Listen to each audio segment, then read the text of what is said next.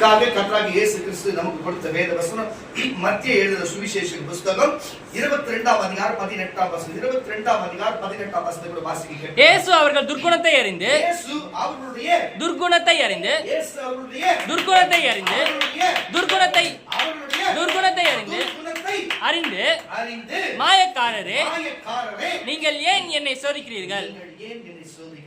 பாருங்க, குணம் என்பது உங்களுக்கு நல்லா தெரியும். ஒரு மனுஷனுடைய பண்பு, மனுஷனுடைய செயல், மனுஷனுடைய நடவடிக்கை தான் அது குணம் என்று சொல்லுவார்கள். குணம் என்று நம்ம ஆராய்ச்சி பண்ண அவசியம் இல்லை. உங்களுக்கு தெரியும் குணம் என்று தெரியும் என்று சொன்னா ஒரு அழகிய சொல்லலாம்.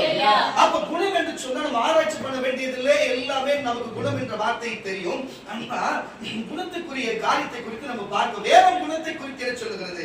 இன்னைக்கு உலகத்துல வாழ்கிற ஒவ்வொரு குடும்பத்திலும் ஒவ்வொரு மனுஷனிடத்திலும் அவங்களுக்கு நட்பு உறவினத்திலும் எத்தனையோ குணமுள்ள மனிதர்களை நம்ம அனுதினம் பார்க்கிறோம், அனுதினம் நம்ம பார்த்து கொண்டிருக்கிறோம். நான் சொல்லுகிறேன் கர்த்தருடைய பிள்ளைகளே, இப்படிப்பட்ட குணமுள்ளவர்கள் இருக்கிறார்கள். ஆனா இயேசு பூமியில வாழ்ந்த காலத்திலே இயேசுவோடு இப்படிப்பட்ட துர்குணம் உள்ளவர்களும் இயேசுவின் பக்கத்திலே இருந்தார்கள்.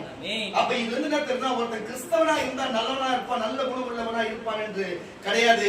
ஒரு கிறிஸ்தவ குடும்பம் சொன்னா அந்த குடும்பத்தில் இருக்கிறவங்க எல்லாரும் நற்குணமா இருப்பான் என்று சொல்ல முடியாது. அல்லேலூயா. இயேசுவை ஏற்றுக்கொள்ளாதவனோ இயேசு பற்றி தெரியாதவனோ துர்குணம் உள்ளவன் என்று நம்ம சொல்ல முடியாது. அப்போ துர்குணம் என்பது அவனுடைய சரீரத்திலே இருக்கிறது. அவனுடைய குணமாவே அவனுடைய எப்படி ஒரு கையிலே 5 விரல் இருக்கிறதோ பாருங்க, 2 கைகள் இருக்கிறதோ 2 கால்கள் இருக்கிறது போல ஒவ்வொரு மனுஷனுக்கும் குணம் என்பது கட்டாயம் இருக்கிறது. அல்லேலூயா. அந்த குணத்திலே அது துர்குணமா இல்லை நல்ல குணமா என்பதுதான் நமக்கு ஒரு அடையாளமா இருக்கிறது. அல்லேலூயா. எதுக்கு இதை நான் உங்களுக்கு போதித்து உங்களுக்கு சொல்லுறேன்னு சொன்னா, இந்த குணத்தை குறித்து வேதம் என்ன சொல்லுகிறது, இந்த குணத்தை குறித்து வேதம் என்ன சொல்லுகிறது என்று பார்ப்போம். அந்த என்ன சம்பவம் நடக்குதுன்னு சொன்னா பாருங்க, இயேசு அந்த தேசத்துல பக்கத்துல வெளியில போயிட்டு சுவிசேஷம் சொல்லிட்டு நற்செய்தி சொல்லிவிட்டு அந்த ஊர் வழியா வருகிறாங்க. ஊர் வழியா வரும் பொழுது இவர்கள் அவருக்கு எதிர்த்து நிற்கிற ஒரு கூட்டம், சதிசெயர் பரிசெயர் என்று சொல்லப்படுகிற ஒரு கூட்டம் இருந்தது. ராஜாவினுடைய வேலைகளை செய்ய ஒரு கூட்டம் இருந்தது. இவரை ஏதாயிலும் பேசி இவர்கிட்ட ஏதாயிலும் சொல்லி இவர்களுக்கு ஏதாவது பேசும் பொழுது அவர் தேவதூஷணம் எல்லாம் சொல்லுவாரு, இவர் ராஜாவுக்கு விரோதமா பேசுவாரு. அப்ப நம்ம என்ன பண்ணுவோம், 2-3 சாட்சி அதை கவனிக்க வைத்து அது ராஜா கிட்ட சொல்லி இவரை ஏதாயிலும் செய்ய வேண்டும் என்று சொல்லி, எப்படி துர்குணம் உள்ளவர்கள் என்ன வந்து கேட்கிறாங்கன்னா, நீங்கள் ரவியே, நீங்க ரொம்ப நல்ல தீர்க்கதரிசியே, நீங்க ரொம்ப அன்பானவர், நீங்க நல்லவர் நாங்க கேள்விப்பட்டோம்.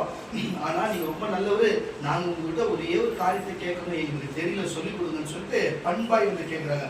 என்னப்பா அப்படின்ட்டு அவர் கேட்காம அவங்க துர்குணத்தை அவர் அறிந்து, நல்லா கேட்டுங்க, அவங்க பேசக்கிட்ட வரும்போது அவங்க துர்குணத்தை அவர் அறிந்து என்ன வார்த்தை சொல்றாருன்னா, சரி சொல்லுங்க என்னதான் உங்களுக்கு வேணும்னு சொல்லி சொன்னா, கையில இருக்கிற ஞானத்தை பாருங்க, நம்ம ராஜாவுக்கு வரி கட்டலாமா, நம்ம ராஜாவுக்கு கட்டலாமா கட்டப்படாது. நல்லா கேட்டுக்கொள்ளுங்க. சட்டத்தின் 2 விதமா கேள்வி கேட்கிறாங்க. சட்டத்தின்படி பார்த்தா தேவனுக்கு நம்ம செய்யணும், புரியுதுங்களா இல்லையா, உலகத்துக்கு எதுவும் செய்யக்கூடாது. அப்போ இவர்கிட்ட வந்து கேட்டா, இவர் உலகத்துக்கு செய்ய ராஜாக்கு எதுவும் கொடுக்க கூடாது சொன்னா, ராஜாக்கு எப்படி நீ கப்பம் கட்ட மாட்டேன், எப்படி நீ வரி கட்ட மாட்டேன் அப்படி சொல்லி புடிச்சிடலாம். இப்படி சொன்னார்னா இவர் தேவதூஷணம் சொல்றாருன்னு ஜனம் கிட்ட மாட்டி விடலான்னு சொல்லிட்டு 2 காரியத்தை ஒரே கேள்வியில 2 பதிலுக்கு உண்டான காரியத்தை கேட்கிறாங்க. அவர் ஒரே வார்த்தை கேட்டார், கையில என்ன வச்சிருக்கிற நாணயம் காட்டு பண்ண 2 பக்கம் திருப்பி பார்த்துட்டு, இதுல யாரோட பேர், இதுல ஏதோ ஒரு முகம் போட்டிருக்கு, என்ன ராஜாவோட முகம், அது கீழே ஏதோ பேர் போட்டிருக்கு, என்ன ராஜாவோட பேர். அப்போ ராயனுக்கும் கர்த்தருடைய கர்த்தருக்கு செய்யணும். அவங்க என்ன பதில் பேசுறதுன்னு தெரியாம போயிட்டாங்க. உங்களுக்கு புரியுதா இல்லையா? அப்ப ராஜா உங்களுக்கு கொடுத்ததும் ராஜாவுடைய அதிகாரம் உள்ள காரியத்தை ராஜாக்கு செய்ய தப்பு கிடையாது.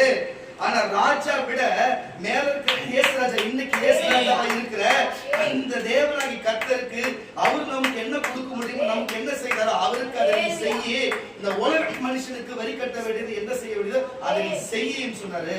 அவங்க பதிலே சொல்ல முடியாத துர்குணம் உள்ளவர்கள். வாசிக்க கேட்ட அந்த வசனத்தை கூட அது முன்னாடி 18 தான் வாசிச்ச, 17 வாசியா. ஆதலால் வாசிங்க, தங்கள் சீஷரையும் தங்களுடைய சீஷரையும் ஏரோதையும் அவரிடத்தில் அனுப்பினார்கள். தங்கள் சீஷரையும் ஏரோதையும் அவரிடத்தில் அனுப்பினார்கள். அவர்கள் வந்து ஏரோதையும் அப்படி சொல்லுவாங்க.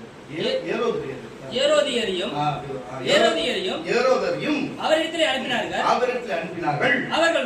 அவர்கள் வந்து போதகரே நீர் சத்தியம் உள்ளவர் என்றும் நீங்க சத்தியம் உள்ளவர் என்றும் தேவனுடைய மார்க்கத்தை இந்த மார்க்கத்தை சத்தியமாய் போதிக்கிறவர் என்றும் உண்மையாய் போதிக்கிறவர் என்றும் நீர் முகதாட்சியம் இல்லாதவராகிய தேவனை குறித்தும் யாரை குறித்தும் நமக்கு கவலை இல்லை என்றும் அறிந்திருக்கிறோம். ஆதலால் நமக்கு எப்படி தோன்றுகிறது, எப்படி தோணுது, ராயனுக்கு வரி கொடுக்கிறது, ராயனுக்கு நம்ம போய் கப்பம் கட்டுறது, வரி கட்டுறது நியாயமோ அல்லவோ, அது நியாயமா இல்லையா, அதை எங்களுக்கு சொல்லுங்க கேட்டாங்க. சொல்லுங்கன்னு கேட்டாங்க. எங்க ராஜா இடத்துல இருந்து வந்து ஏரோது யாரு, ஏரோதிகள் யாரு, அவங்க வம்சம் அவங்க வந்து கேட்கறது இல்லாத எப்படி கேட்கிறாங்க, வாசி எங்களுக்கு சொல்லுமென்று கேட்டார்கள். எங்களுக்கு சொல்லுமென்று கேட்டார்கள். இயேசு அவர்கள் துர்க்குணத்தை அறிந்து அவங்களுடைய துர்க்குணத்தை இன்னைக்கு குணம் என்று தலைப்பு போட்டுங்க. அது என்ன குணம், நல்ல குணமா தீய குணமா என்று சொல்லு. துர்க்குணத்தை அறிந்து மாயக்காரரே நீங்கள் என்னை ஏன் சோதிக்கிறீர்கள் என்று சொன்னார். அப்புறம் வரிகாசை எனக்கு காண்பியுங்கள் என்றார். எந்த வரி காசு வச்சிருக்கீங்க அதை என்கிட்ட காண்பிங்க. அவர்கள் ஒரு பணத்தை அவரிடத்திலே கொண்டு வந்தார்கள். அப்பொழுது அவர் இந்த சொர்பமும் மேலெழுத்தும் இந்த மேலெழுத்தும் யாருடையது என்று கேட்டார்கள். ராயனுடையது என்றார்கள். அதற்கு அவர் அப்படியானால் ராயனுடையதே ராயனுக்கும் ராஜாவுக்கும் தேவனுடையது தேவனாகிய கர்த்தருக்கும் செலுத்துங்கள் என்றார். அவர்கள் அதை கேட்டு ஆச்சரியப்பட்டு என்ன மாதிரி பதில் சொல்லி ஆச்சரியப்பட்டு அவரை விட்டு போய்விட்டார்கள். போனாங்களா? ஹalleluya. யாரு கிட்ட நேத்து வெள்ளிக்கிழமை பாத்தீங்களா ஒரு கூத்த பாத்தீங்களா இல்லையா? வெள்ளிக்கிழமை நீங்க வந்துதான் உங்களுக்கு தெரிஞ்சிருக்கும். இங்க என்ன இருக்கா வராப்பா, எதுக்கு இதை சொல்லுகிறேன்னு சொன்னா, ஏன்னா நம்ம சூனிய மந்திரம் பார்க்க மக்கள் மைப்பொண்டு பார்க்கிற வேலையை பார்க்க தீர்க்க தரிசனம் தெரியல. தேவன் சொல்றதான் நான் சொல்லுவேன். மத்தவங்க சில பேர் என்ன பண்ணுவாங்க, வீம்புக்காக அவங்க பத்தி எப்படி இவங்க பத்தி எப்படின்னு சொல்லி அவங்க கேட்டு ஏசப்பட்டு தெரிஞ்சுப்பாரு. நான் வந்து விக்கி கிட்ட அவங்களை பத்தி கேட்கறதும் மற்றவங்க கேட்கறதும் தேவன்கிட்ட கேட்டேன். நசிமா இல்லை ஒருத்தரை பத்தி இன்னொருத்தர் கேட்டு தெரிஞ்சு அவங்களுடைய அப்படி இப்படி தெரிஞ்சுக்கின்னு எனக்கு என்ன அதில் ஆகும். எனக்கு அந்த மாதிரி எனக்கு அதுல எனக்கு ஈடுபாடு இல்லை. அதனால அந்த ஏசப்பட்டு கேட்க மாட்டோம். அவங்க யாரு, அவங்க எப்படிப்பட்டீங்க வர்றாங்கன்னா அவங்க தேவனால தான் வராங்க.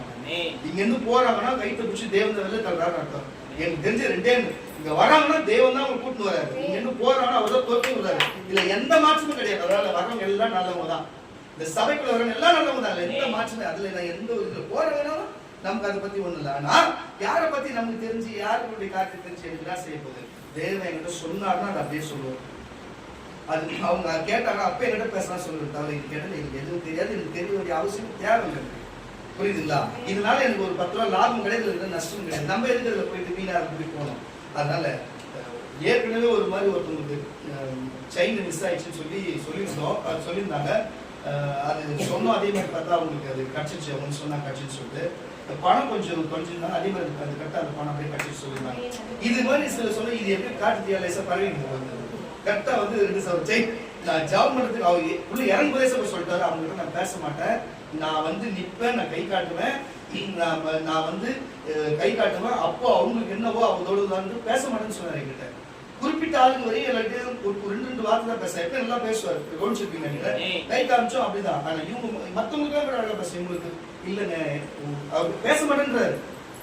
வேற வழியில வந்துட்டாங்க. நான் மட்டும் ஜாம் பண்ணி விசுவாசமா ஜாம் பண்ணி அனுப்பிச்சு விட்டேன். பேசவே இல்லை அவரு, பேச மாட்டாருன்றாரு. அப்புறம் தான் அவங்க சொல்றாங்க உங்களுக்கு இந்த கதையை. ஐயோ அப்ப இதுதானா, அப்ப இதெல்லாம் வந்து கடைசி வரைக்கும் உள்ள கூட வரல, வாசல்ல போட்டாங்க. தெய்வத்தை எடுத்து புரியுதா இல்லையா உங்களுக்கு? தெய்வத்துக்கு எல்லாம் தெரியுங்க. உள்ள உட்காந்து மனநிலை எப்படி இருக்கும், வெளில உட்காந்து மனநிலை இருக்கும், இந்த சத்தத்தை வெளில கேட்கக்கூடிய மனநிலை எப்படி இருக்குன்னு சொல்லிட்டு அல்லேலூயா. இதனால நமக்கு ஒன்னும் ஒரு லாபம் கிடையாது, நஷ்டம் கிடையாது.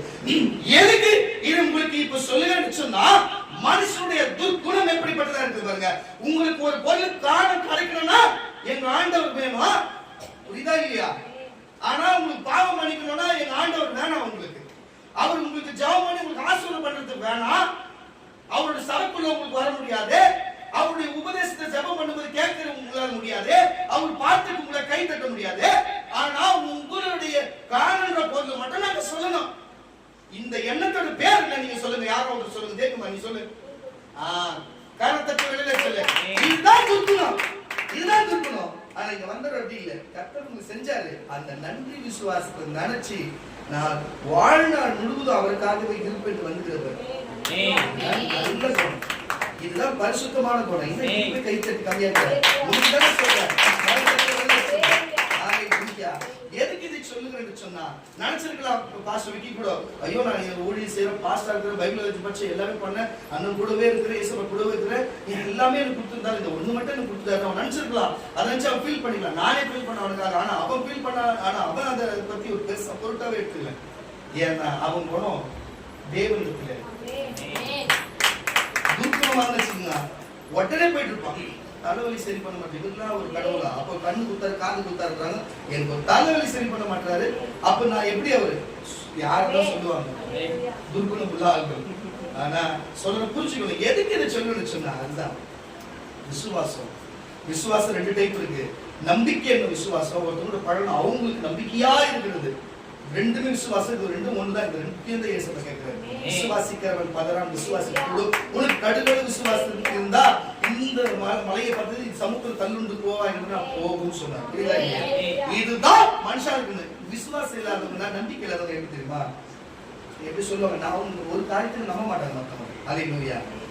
மனுஷனே நம்ப மாட்டேன், மனுஷன் செய்யாது. ஒரு கடவுளே நம்ப வந்துட்டு கடவுளுடைய அசிஸ்டன்ட் கிட்ட வந்து கேட்ட மட்டும் செஞ்சிட முடியுமா? வாங்கி கொடுக்க நம்ம அவர்கிட்ட இருந்து அவரே நீ நம்பாத போது நான் என்ன தப்பு இடையில கேட்கறது, நீ ஓடுற அப்படின்னு என்ன முன்னால் நான் கேட்ட பேர் எழுதணும். அல்லேலூயா.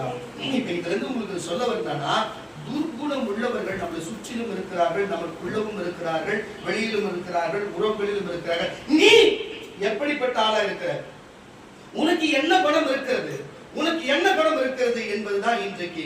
ஒரு வேலை வெளியே தெரியாம உனக்குள்ள துர்குணம் இருக்கலாம், ஆனா இன்றோடு அதை விட்டு வெளியே வருவாய் என்று சொன்னால் கர்த்தர் வாழ்க்கையில பெரிய மாற்றத்தை கொடுக்க பெரிய மாற்றத்தை கொடுக்க வல்லவராக இருக்கிறாரு. பாருங்க சங்கீதங்களின் பாருங்க 2 சாமுவேல் புஸ்தகத்துல ஒரு சங்கீதத்தையே பாடி வைத்திருக்கிறார் தாவீது. எப்படி 2 சாமுவேல் புஸ்தகத்துல ஒரு சங்கீதத்தையே பாடி அவர் வைத்திருக்கிறார். என்னவென்று சொன்னா பாருங்க, அவருடைய துர்குணத்தை குறித்தும் அவருடைய நான் நல்ல துர்குணம் இல்லாமல் இருந்தனால எனக்கு எத்தனை நன்மைகளை என் தேவன் எனக்கு செய்திருக்கிறார் என்று சொல்லி அவர் பாடலாகவே அவர் பாடி அதை வைத்திருக்கிறார். கர்த்தருடைய பிள்ளைகளே, 2 சாமுவேல் புஸ்தகம் 22ஆம் அதிகாரம் 24ஆம் வசனத்தை வாசிக்கலாம். 22ஆம் அதிகாரம் 2 சாமுவேல் 22 24ஆம் வசனத்துல அப்படியே தெளிவா பாடி வைக்கிற வாசிக்க கேட்கலாம். அவர் முன்பாக மன உண்மையாய் இருந்து என் துர்குணத்திற்கு என்னை விலக்கி காத்துக்கொண்டு. இதுதான் விஷயம் பாருங்க. எல்லாருக்குள்ளும் ஒரு நல்ல குணம் துர்குணம் வரும், ஆனா துர்குணத்துக்கு நானே விலக்கி காத்துக்கினேன். ஆகையால் கர்த்தர் என் நீதிக்கு தக்கதாகவும் நம்முடைய கண்களுக்கு முன் இருக்கிற என் சுத்திகரிப்பு தக்கதாகவும் எனக்கு பலனளித்தார். தயவு உள்ளவனுக்கு நீர் தயவு உள்ளவராகவும் உத்தமனுக்கு நீர் உத்தமராகவும். நல்ல இதான் பாயிண்டா வரும் பாருங்க.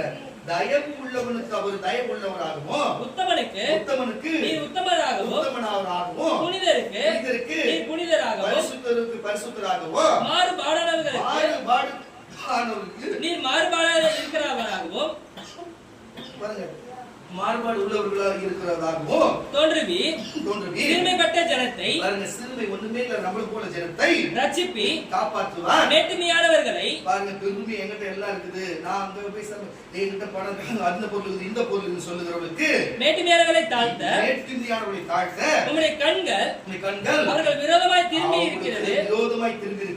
கர்த்தராகிய தேவரை என் விளக்காய் இருக்கிறீர். கர்த்தர் என் இருளை வெளிச்சமாக்குகிறீர். உம்மாலே நான் ஒரு சேனைக்குள் பாய்ந்து போவேன். இப்படிப்பட்ட காரியம் இருக்கிறது. என் துர்குணத்துக்கு நான் மறைத்து வைத்து என் துர்குணத்தை விட்டு ஒழிந்தேன். நான் விட்டு ஒழிந்ததுனாலே நான் நல்லா இருக்கிறேன் என்று சொல்லுகிறாரு. பாருங்க, மனுஷனுக்கு சில நேரத்துல சில துர்குணங்கள் வரும், சில நேரத்துல நல்ல குணங்களும் சுத்தமான பரிசுத்த குணங்களும் வரும். ஆனா தேவன் நம்மளை எப்படி பார்க்கிறான்னு சொன்னா, தாவீதா இருக்கட்டும், சாமுவேலா இருக்கட்டும், மோசையா இருக்கட்டும், இல்ல பாஸ்டர் விக்கியா இருக்கட்டும், நானா இருக்கட்டும், எங்க அக்கா சகோதரர்கள் நீங்களா இருக்கட்டும், யாரா இருந்தாலும் தேவனுடைய பார்வை ஒன்றுதான். அது எந்த மாற்றமும் கிடையாது. நமக்குள்ள என்ன குணம் இருக்கிறது? அவர் என்ன சொன்னாரு வசனத்துல வாசிக்கும் போது, நீ பாருங்க, நீ இறங்குகிறவனா இருந்தா நான் இறங்குகிறவனா இருப்பேன், நீ தாழ்மை உள்ளவனா நான் தாழ்மை உள்ளவனா இருப்பேன், நீ மேட்டிமையா இருந்தா மேட்டிமையை எடுத்து நிக்கிறவனா இருப்பேன். புரியுதா இல்லையா? அப்போ ஒரு மனுஷன் இப்ப இதுல இருந்து புரிஞ்சுக்கலாம். இப்ப நீங்க கேட்கலாம், குணம் என்று தலைப்பு நம்ம பார்த்தோம், குணம் என்று நம்ம பார்த்தோம். இதுல நல்லா புரிஞ்சுக்க. இப்ப நம்ம வாசிச்சா பாருங்களா, அப்படி வாசிப்பா அதுல நீங்க பாயிண்ட் போட்டு துர்குணம் நற்குணம் சொல்லிட்டு நீங்க எழுதிங்கன்னா அந்த பாயிண்ட் அப்படின்னு பிரிச்சுங்களேன். எத்தனை வருஷம் வாசிச்சிருக்கோம்? 24 இருந்து 30 வரை. 24. இப்ப நீ அது 2 வருஷத்துக்கு முன்னாடி கொஞ்சம் வாசி. தயவு உள்ளவனுக்கு, இதுல இருந்து வாசி. தயவு உள்ளவனுக்கு நீர் தயவு உள்ளவராகவும். நல்லா கேட்டுங்க. அப்போ ஒரு மனுஷனுக்கு மேல நம்ம தயவு வச்சா தயவு உள்ளவராகவும். நல்லா கேட்டுங்க. நான் சொல்றேன் என்ன சொல்றேன்னா, ஒரு மனுஷன் மேல ஒரு உதவியா ஒருத்தருக்கு நல்லது செஞ்சா தயவு. புரியுதா? அந்த தயவு நம்ம வச்சா அது நம்ம வாழ்க்கையில் நற்குணம். நற்குணம்ன்ற தலைப்பு எழுதிங்க. அது நற்குணமா இருக்குது. தயவு வச்சா உத்தமனுக்கு பாருங்க, உத்தமனுக்கு நீர் உத்தமராகவும். பாருங்க, ஒருத்தர் நல்லவனா இருக்கானா அவனுக்கு நம்ம நல்லவங்களாகவும். புனிதருக்கு பாருங்க, ஒரு பரிசுத்தவானுக்கு நீர் புனிதராகவும். புனிதராகவும். மாறுபாடானவைகளுக்கு நீர் மாறுபாடானவர்களாகவும். இப்ப இது இந்த மாறுபாடான காரியம் இருக்குது. இது துர்க்குணத்துல வச்சுங்க. மாறுபாடு துர்க்குணத்துல எழுதிங்க பாயிண்ட். அடுத்ததா, சிறுமைப்பட்ட ஜனத்தை ரட்சிப்பி மேட்டிமையானவர்களை தாழ்த்த உம்முடைய கண்கள் அவர்களுக்கு விரோதமாய் திரும்பப்பட்டிருக்கிறது. தயவு உள்ளவனுக்கு. நல்லா கேட்டுங்க. இப்போ ஒரு மனுஷன் இன்னொரு மனுஷனுக்கு ஒரு உதவி செய்து ஒரு நன்மை செய்கிறானா, ஒரு தயவா இறங்குறான்னு சொன்னா அவனுக்கு நல்ல குணம் உள்ளவனா இருக்கிறா. அதுவே தயவு இல்லாத நீ இப்படிதான் பண்ணுவியா, நான் உனக்கு எதுவும் செய்ய மாட்டேன், நான் உனக்கு எதுவுமே பண்ண மாட்டேன், உனக்கு நான் எதுவும் கொடுக்க மாட்டேன்னு மனசு இறங்காத தயவு பாராட்ட இருக்கிறார், அவனுக்கு தான் துர்குணத்தின் ஆவியா இருக்குது. அவன் தான் துர்குணத்தின் உள்ளவனா இருக்கிறா. ஆனா கிறிஸ்தவனா இருந்தா நீ எப்படி இருக்க வேண்டும்? சகோதர சகோதரிகளே, நான் ஒருமையில பேசுகிறது என்னார்கள். நான் மெட்ராஸ்ல பிறந்து மெட்ராஸ்ல வளர்ந்ததால எனக்கு கொஞ்சம் அதிகமான வார்த்தை வர, தயவு செய்து மன்னிக்கணும். எதுக்கு நான் உங்களுக்கு சொல்லுகிறேன்னு சொன்னா, கர்த்தருடைய பிள்ளைகளே, ஏன் இதை சொல்ல சொன்னா, ஒரு கிறிஸ்தவனா இருந்தா அவனுக்கு நற்குணம் இருந்தா அவனுக்கு முதல்ல என்ன இருக்கும்? தயவு இருக்கும். அடுத்த வாசியம். உத்தமனுக்கு அப்ப உத்தமனுக்கு நீர் உத்தமராகவும். அவர் உத்தமனுக்கு உத்தமரா இருக்கிறாரு. புனிதருக்கு அவர் புனிதரா இருக்கிறாரு. மாறுபாடானவைகளுக்கு பாருங்க, நீ உத்தமனா இருந்தா நல்லா கேளுங்க. அப்போ நற்குணம் இருந்தா நீ உத்தமனா இருப்ப. எப்படி? அப்போ உத்தமனா இருக்கிறது நற்குணத்துல வருது. அல்லேலூயா. அடுத்ததுயா, புனிதருக்கு. அப்ப நீ பரிசுத்தமா இருக்கிறதும் உத்தமத்துல வருது. புனிதராகவும் மாறுபாடானவைகளுக்கு. பாருங்க, இது மாறுபாடான காரியம்னா இங்க ஒரு பேசுறது, அங்க ஒரு பேசுறது, இங்க ஒரு நினைக்கிறது, அங்க ஒன்று சொல்றது, இதுதான் மாறுபாடானது. அல்லேலூயா. கிறிஸ்தவத்துக்குள்ளே இருக்கும், குடும்பத்துக்குள்ளே இருக்கும், வெளியிலே இருக்கும். இந்த மாறுபாடான ஆட்கள் எல்லாம் துர்குணத்துல சேர்க்கணும். அடுத்தது, மாறுபாடானவர்களாக தோன்றுவி சிறுமைப்பட்ட ஜனத்தை ரட்சிப்பி. பாருங்க, யார் எல்லாம் நம்மளை விட கீழே இருக்கிறாங்களோ, நம்ம பாருங்க, நமக்கு மேலேயும் ஜனங்க இருக்கிறாங்க, வசதியும் வாய்ப்பிலையும், நமக்கு கீழேயும் வசதி வாய்ப்பிலையும் கம்மியானவங்களா இருக்கிறாங்க. ஆனா எப்பவுமே மேல் தட்டுல இருக்கிற மக்கள் கீழ்த்தட்டுல இருக்கிறவங்களை எப்பவுமே அடக்கி ஆளுகிறதே ஒரு வேலையா இருக்கிறது. அது எல்லா நாட்டிலும் அப்படி இருக்கும். ஆனா நம்ம அதே மாதிரி நமக்கு கீழே இருக்கிறவங்களையோ, நம்ம கூட வேலை செய்யறவங்களையோ, நம்மளை நேசிக்கிறவங்களோ, அவங்க கொஞ்சம் பொருளாதாரத்துல கஷ்டமா இருந்தாலும் அவங்க கொஞ்சம் நமக்கு ஒரு நம்ம மிரட்டி கிட்டி அந்த மாதிரி நம்ம அடிமைத்தனமா வைக்கிறதோ, அந்த மாதிரி எதெல்லாம் செய்தோம்னா தேவனும் நமக்கு அதை செய்வாரு. புரியுதா இல்லையா? தேவனும் அப்படிப்பட்ட காரியத்தை சிறுமைப்பட்டவனுக்கு நம்ம ஏதாவது சொன்னா, சிறுமைப்பட்டவனுக்கு நம்ம எதிர்த்து நின்னா தேவன் எப்படிப்பட்டவர? சிறுமைப்பட்டவனை அவர் ரட்சிக்கிற காப்பாற்றுறவரா இருக்கிறாரு. அதனால தயவு செய்து சொல்லுகிறேன், அப்போ சிறுமைப்பட்டவனை இன்னும் அடிமைப்படுத்துகிறவன் துர்குணத்துல சேர்ந்தவனா இருப்பான். அந்த சிறுமைப்பட்டவன் ரட்சிக்கிறவன் எந்தத்துல இருப்பான்?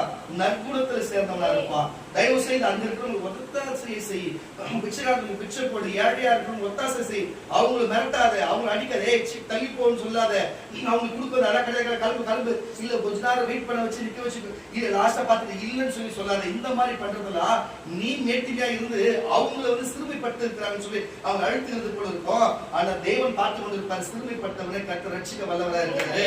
அப்போ தயவு செய்து சொல்லுகிறேன், நற்குணம் இருந்தா சிறுமைப்பட்டவனுக்கு தேவன் அவங்களுக்கு ரட்சிக்கிறது போல நீயும் ரட்சிக்கணும்ன்றார். அல்லேலூயா. அப்ப ரட்சிக்கிறவன் தான், அவங்க ஒத்தாசை பண்ணுகிறவன் தான் நற்குணத்துல சேர்றான். விட்டத்துல வாசி. மேட்டிமையானவர்களை தாழ்த்த உங்களுடைய கண்கள். உங்களுக்கு புரியுதா? நான் இவ்வளவு பணம் வச்சிருக்கிறேன், இந்த வீடியோவுல இந்த பணம் வச்சிருக்கிற இந்த தெரு எவ்வளோ, நான் இவ்வளவு பணம் வச்சிருக்கிற இந்த காடு எவ்வளோ, நான் இந்த பணம் வச்சிருக்கிற இந்த இத்தனை சவரம் எங்க எவ்வளோ, இந்த வண்டி எவ்வளோ, அந்த வண்டி எவ்வளவு சொல்லி கையில பணமே வந்திருக்காது, அது அவளுக்கு இருக்கவே இருக்காது. ஆனா ஒரு நம்பிக்கையில சொல்றது அந்த மாதிரி தான் மேட்டின்மையான எண்ணம்.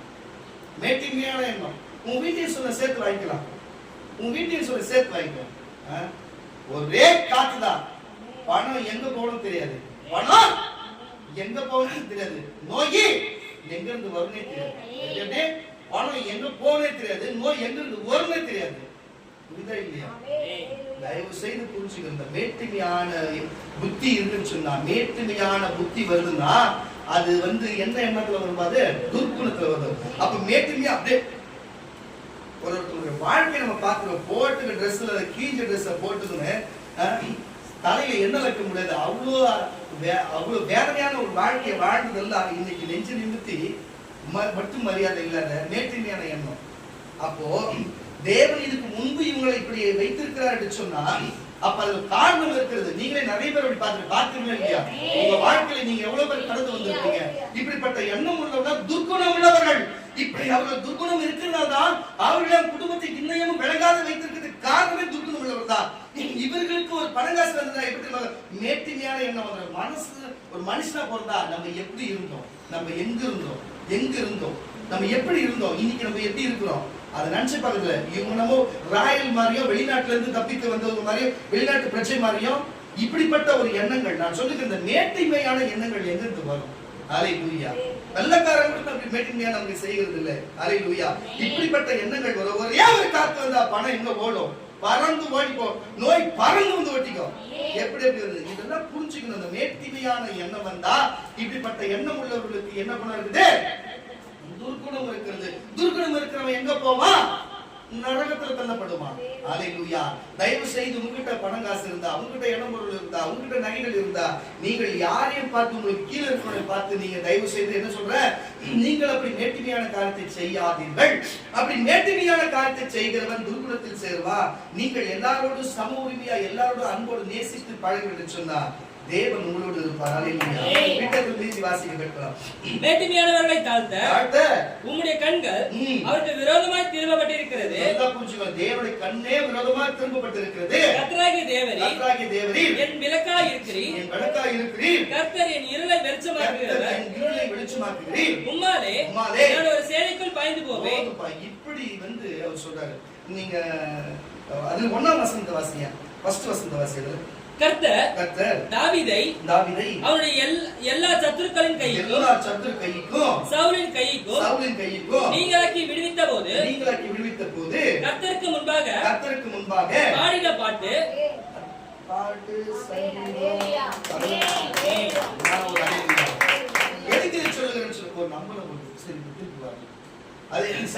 சங்கீதங்களின் புஸ்தகம்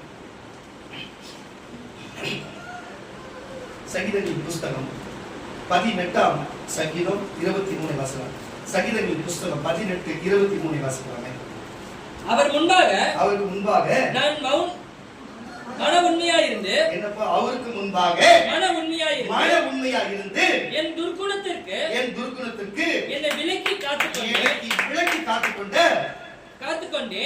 ஆகையால் கர்த்தர் என் நீதிக்கும் நம்முடைய கண்களுக்கும் முன்னிருந்த என் கைக்கு சுத்திகரிப்புக்கு தக்கதாக எனக்கு பலன் அளித்தார். தயா உள்ளவனுக்கு நீர் தயவுள்ளவராகவும். இதுதான் சங்கீதத்திலும் அவர் எழுதியிருக்கிறார். அது சாமுவேல் அவருடைய தீர்க்கதரிசன புஸ்தகத்திலும் எழுதியிருக்கிறார். அல்லேலூயா. தாவீது அதை சங்கீதமாய் பாடி வைத்திருக்கிறார். தேவனுக்கு அவர் முன்பாகவும் அவங்க மனிதர்களுக்கு முன்பாகவும் அந்த அரசாங்கத்துக்கு முன்பாகவும் அவர் எப்படி நற்குணம் உள்ளவராய் வாழ்ந்தார். அந்த நற்குணம் உள்ளவராய் வாழ்ந்ததால் தான் அவருக்குடைய மாமனார் அவனுக்கு எதிர்த்து நிற்கும் பொழுது கூட தேவன் அவர் பட்சத்தில் இருந்து அவர் காத்தார். அவன் சொந்த மகனே அவருக்கு எதிர்த்து நிற்கும் போது கூட தேவன் தாவீதின் பட்சத்தில் இருந்து காத்தார். என் இருதயத்துக்கு ஏற்றவனே என்று தாவீதை குறித்து தேவன் சொல்லியிருந்தார். அந்த வம்சத்திலேயே இயேசு கிறிஸ்துவும் பிறந்தார். நான் உங்களுக்கு சொல்லுகிறேன் கர்த்தருடைய பிள்ளைகளே, ஒரு மனுஷன் ஒரு நற்குணத்தில் வாழ்வான் என்று சொன்னால் அவன் வாழ்க்கை மேன்மை அடையும். நீண்ட நாட்கள் எடுத்துக்கொள்ளாது. கொஞ்சம் தாமதமா இருந்தாலும் தாவீதை போல அவன் 16 வயதிலே உள்ளே அரசனாக வந்தான். உள்ளே அவனுக்கு அபிஷேகம் பண்ணப்பட்டார்கள். கிட்டத்தட்ட 30 வயது வரைக்கும் அவன் கிட்டத்தட்ட அப்பேற்பட்ட பாடுகளை அவன் பட்டான். உங்களுக்கு தெரிந்திருக்கும். ஆனா பிறகு 40 ஆண்டுகள் ராஜாவா இருந்தான். 40 ஆண்டுகள் சும்மா கிடையாது. அந்த இஸ்ரேலுக்கு மட்டும் இல்ல, முழு உலகத்துக்கு ராஜாவா இருந்த, இன்னைக்கும் வரலாறுல டேவிட் கிங் என்று சொன்னா எல்லாருக்கும் தெரியும். அப்பேற்பட்ட ராஜாவா இருந்தான். இன்றைக்கு பாதி ராஜ வம்சத்துல ஆளுநர் சொன்ன அவனுடைய சந்ததியார்கள் தான் நான் சொல்லுகிறேன் கர்த்தருடைய பிள்ளைகளே. தொடர்ந்து அவன் பிள்ளைகள் தான் ஆண்டது. உங்களுக்கு நான் சொல்லுகிறேன் கர்த்தருடைய பிள்ளைகளே. ஏன் அவன் போன நற்குணத்தின் நிமித்தம், அவன் நற்குணத்தின் நிமித்தம், அவன் நாட்டை நேசித்தது நிமித்தம், நாட்டு பிரஜைகளை நேசித்தது நிமித்தம், தேவன் அன்பு வைத்த நிமித்தம், தேவன் மேல் அவன் நல்ல குணமுள்ளவனா இருந்த நிமித்தம், அவன் பாருங்க துர்குணம் அவனுக்கு வந்தால் அந்த துர்குணத்தை விட்டு தேவன் அதை அவனை சுத்திகரிப்பு பண்ணி தேவன் அவனை மன்னித்து அவனை மீட்டதுனால இப்படிப்பட்ட நல்ல வாழ்க்கையை தேவன் கொடுத்தாரு. எனக்கு அவர் கொடுத்ததுக்கு நன்றி. நான் துர்குணம் இல்லாத நீங்க நல்லா இருக்குன்னா தேவன் கொடுத்தாரு சொல்லி அவர் சங்கீதத்தை குறித்து ஒரு பாடலையும் பாடி இருக்கிறார். அடைமையா இது இந்த சங்கீதத்தை குறித்து நீங்க அந்த சங்கீதத்துல ஃபர்ஸ்ட் வசனம் வாசிச்சாலும் உங்களுக்கு தெரியும் பாருங்க. எப்படி சொன்னா அவருக்கு இந்த தேவனுக்கு ஆராதனை செய்வதற்கு என் தேவன் நன்மை செய்தார் என்று சொல்லி இந்த சங்கீதத்தை அவர் பாடி இருக்கிறார். ஹalleluya. இதுதான் வாசிங்க. என்ன பிரச்சனை? என் பரனாகி கர்த்தாவே உம்மிலே அன்பு கூறுவேன். நீ பைபிள் இது போல வாசிங்கயா, பைபிள்ல வாசிச்சா தெரியும். அது யாருக்கு எழுதின சங்கீதம் என்று சொல்லி சொல்லுங்க. வாசிமா. ஒப்புவிக்கப்பட்ட சங்கீதம் கர்த்தராகிய தாசனாகிய தாவீது பாட்டின் வார்த்தைகளை கர்த்தர் தன்னை தன்னுடைய எல்லா சத்துருக்களின் கைக்கும் சவுலின் கைக்கும் நீங்களாக்கி விடுவித்த நாளிலே பாடினது. புரியுதா உங்களுக்கு? இப்படிப்பட்ட சத்துருக்கள் அவனுக்கு வரும் பொழுது கூட அவனுடைய இருதயம், அவன் நல்ல பாருங்க எப்படிப்பட்ட இருதயம், கெட்ட இருதயமா இல்லாம அவன் நல்ல இருதயமா இருந்தனால அவனோட குணம் நல்ல குணமா இருக்கிறது. அப்போ ஒரு மனுஷனுடைய சரித்திரம் 2 கைகள் 2 கால்கள் 2 கண்கள் இருக்கிறது போல ஒவ்வொரு மனுஷனுக்கும் குணம் இருக்கும். அந்த குணம் நல்ல குணமா இல்ல துர்குணமா என்று பார்க்கத்தான். இப்ப நான் என்ன சொன்னேன், ஒரு கிறிஸ்தவனா இருந்தாலும் பாருங்க அவன் வேற சமூகத்தை சார்ந்தவனா கூட இருக்கட்டுமே, கிறிஸ்தவனா இருந்தா அவன் நல்ல குணம் இருக்குன்னு நான் சொல்லவே இல்லை. ஒருத்த வேற சமூகத்துல இருந்தா அவனுக்கு அசுத்த குணங்கள் இருக்கும் என்று நான் சொல்லல. எல்லா மனுஷனத்திலும் துர்குணமும் இருக்கும், எல்லா மனுஷனத்திலுமே நற்குணமும் இருக்கும். ஹalleluya. ஆனால் அது எந்த நேரத்துல எது கிரியை செய்கிறது? இன்றைக்கு நான் சொல்லுகிறேன், ஒருவேளை துர்குணம் உள்ளவர்களா இருந்தா இன்றைக்கு இந்த பிரசங்கம் முடிகிற காட்டி உங்களை ஒப்பு கொடுத்து நீங்க எனக்கு மாத்திடுங்கன்னு சொல்லி சொன்னா தாவீதை மாத்தி எப்படி தேவன் அவ்வளவு தூரம் வைத்தாரோ அப்படி வைப்பார். ஆனா நான் எனக்கு துர்குணம் இல்லை, நான் நற்குணம் இல்லை என்று உங்களுக்கு வேட்டிமை சிந்தை இருக்கும் என்று சொன்னா, ஒரு பாக்கெட்ல ஒரு 10 வந்தா பெருமையா இருக்கிறது போல எனக்கு கொஞ்சம் உங்களுக்கு உண்மையா இருக்கு ஏதோ ஒரு இருந்து வச்சுக்க, அதை வச்சு நீ மேட்டிமையா பண்ணா இருக்கிறதும் இல்லாத போயிடும். தயவு செய்து சொல்லுகிறேன், உங்களுக்கு இருக்கிறதும் இல்லாத போயிடும். நான் எதுக்கு சொல்லுன்னு சொன்னா, தன்னை தாழ்மையா இருந்து ஆமாண்டவரே என்கிட்ட இல்ல, உங்ககிட்ட நற்குணம் நிறைய இருக்குது, நீ ஐஸ்வர்ய சம்பந்தர், உங்ககிட்ட எல்லாமே இருக்கிறது, அதனால நீ தான் பண்றனா, என்கிட்ட இல்ல, நான் கேட்கிறேன், நீ கொடுப்பா, இந்த ஏற்கனவே தீய கொடுத்திருந்து எனக்கு கழுவி சுத்திகரிப்பான்னு சொல்லி தாவீது கேட்டது போல நீங்க கேட்பீங்கன்னு சொன்னா, கர்த்தர் கொடுக்கிறது மட்டுமல்லாம கர்த்தர் உங்களை கர்த்தர் என்ன காரியத்தை உண்டாக்குற அந்த காரியத்தையும் சரி நீ வாழ்கிற காரியத்தை கர்த்தர் நிறைவேற்றி அவர் ராஜ்யம் போகும்போது கர்த்தரை பலப்படுத்தி வழிநடத்த வல்லவராக. இதுக்கு அவசியம் குணம்தான் அவசியம். ஆனா இப்ப நான் சொல்லிட்டேன்ல, ஏன்னா இன்னைக்கு என் மக சொன்ன மாதிரி இன்னைக்கு இருந்தோர் நாளைக்கு இல்ல, நேற்று இருந்தோர் இன்னைக்கு இல்ல. புரியுதா இல்லையா? யாருக்கு என்ன நடக்கும், என்ன சூழ்நிலை எது நடக்கும் தெரியாது. அதனால கிறிஸ்தவனாகி இன்னைக்கு நீ பரிசுத்தமா இருக்கிறேன்னு நீ ஒரு மேட்டுக்கு நினைக்காத, நாளைக்கு என்ன நினையோ, நாளைக்கு எப்படி சூழ்நிலை வருமோ, ஆனா அனுதினமும் சுத்திகரிச்சுக்கோ. அனுதினமும் நான் நடந்தோம்தான், காலைல ஜெபம் பண்ணும்போதும் மன்னிப்பு கேட்டு ஜெபம் பண்றோம், நைட்டு ஜெபம் பண்ணும்போதும் மன்னிப்பு கேட்டு ஜெபம் பண்றோம். முதல்ல ஆரம்பிப்பாடு பண்ணிடுவேன், அது பழக்கமாவே ஒரு வச்சிருக்கிறேன். ஏன்னு கேட்டீங்கன்னா அடுத்த நிமிஷம் நமக்கு என்ன நடக்குமோ, எந்த நேரத்துல தேவன் வருவாரோ, நம்ம கொஞ்ச நேரத்துல எல்லாம் ஒண்ணு பேசிவிட்டு இப்ப பாவி அடிக்கும் போது நான் இவ்வளவு தூரம் கஷ்டப்பட்டு அங்க போற காட்டியும் நீ கொஞ்சம் தள்ளி நில்லு, நீ பின்னாடி நில்லுன்னு வச்சுக்கோங்க, ரொம்ப வைத்தஸ்ல இருக்கிறத சொல்லுங்க. நான் ரொம்ப பென்சில் பார்ட்டி எனக்கு பிடிக்காது. அப்புறமேட்டு அதனால நம்ம யாருமே ஒன்றும் சொல்ல முடியாது, அங்கே போயிட்டு நம்ம ஆட்சிகளில் தப்பு விட்டுருவாங்க. அதனால நம்ம கரெக்டா இருக்கணுன்றதுனால எப்பயுமே கொஞ்சம் மன்னிப்பு கேட்டு கொஞ்சம் கரெக்டா வச்சுருந்தோம்னா, வா மகனே உள்ள வா மகனேன்னு சொல்லி கூப்பிடுவாங்க. எதுக்கு நான் 7 வருஷமா ஜாலியா பேசுறேன். இப்படித்தான் எல்லாருடைய வாழ்க்கையிலும் கர்த்தருடைய பிள்ளைகளே. அதனால ஆணுதினமும் சுத்திகரிச்சுக்கோன்ற. இந்த உலகம் பொல்லாதது, இங்க மாயமற்றது.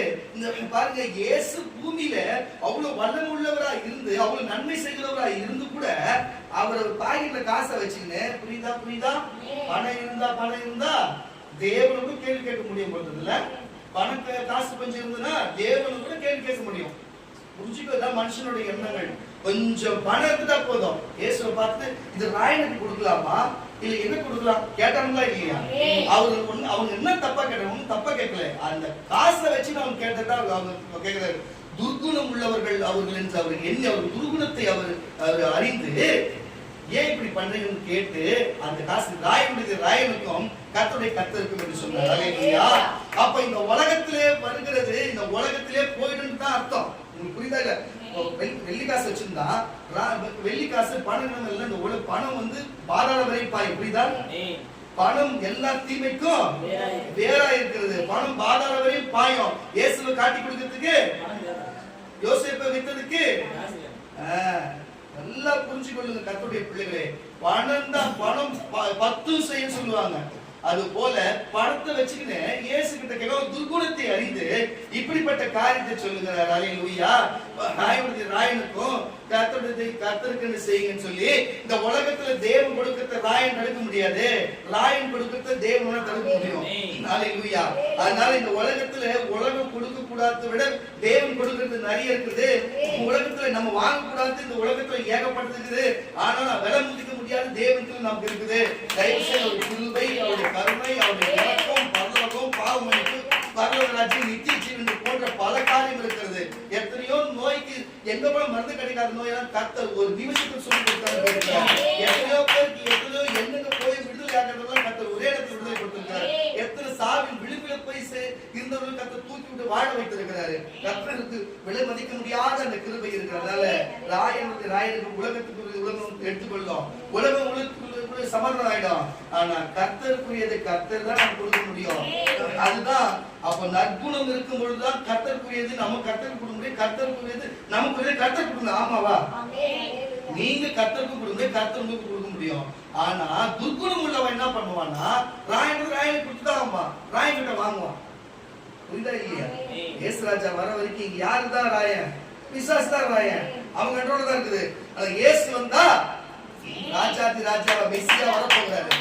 அது வரைக்கும் இவன் தான் ஆளுவான். அதுல எந்த மாற்ற கருத்து கிடையாது. அதாவது அவனுக்கு தான் அவன் எடுத்துட்டு போட்டோம். அவன் கண்ட்ரோல் அவன்கிட்ட இருக்குது. நான் திரும்ப வரும்போது என் கண்ட்ரோல் எனக்கு வரும். எனக்கு கொடுக்கறது நீ கொடுங்க, அவனுக்கு போட்ட போட்டுருந்தா அவன் போடுறது அவனுக்கு புரியா அப்படின்னாரு. அல்லேலூயா. தயவு செய்து புரிஞ்சு கொள்ளுங்க கர்த்தருடைய பிள்ளைகளே. இப்போ உங்க குணம் எப்படி இருக்குது? இது எதுக்கு சொல்றேன்னா, இயேசு பக்கத்துல இருந்தாலும் சரி, இயேசு உங்க வீட்டுல இருந்தாலும் சரி, துர்குணம் உள்ளவன் இருந்துதான் இருக்கிறான். புரியுதா?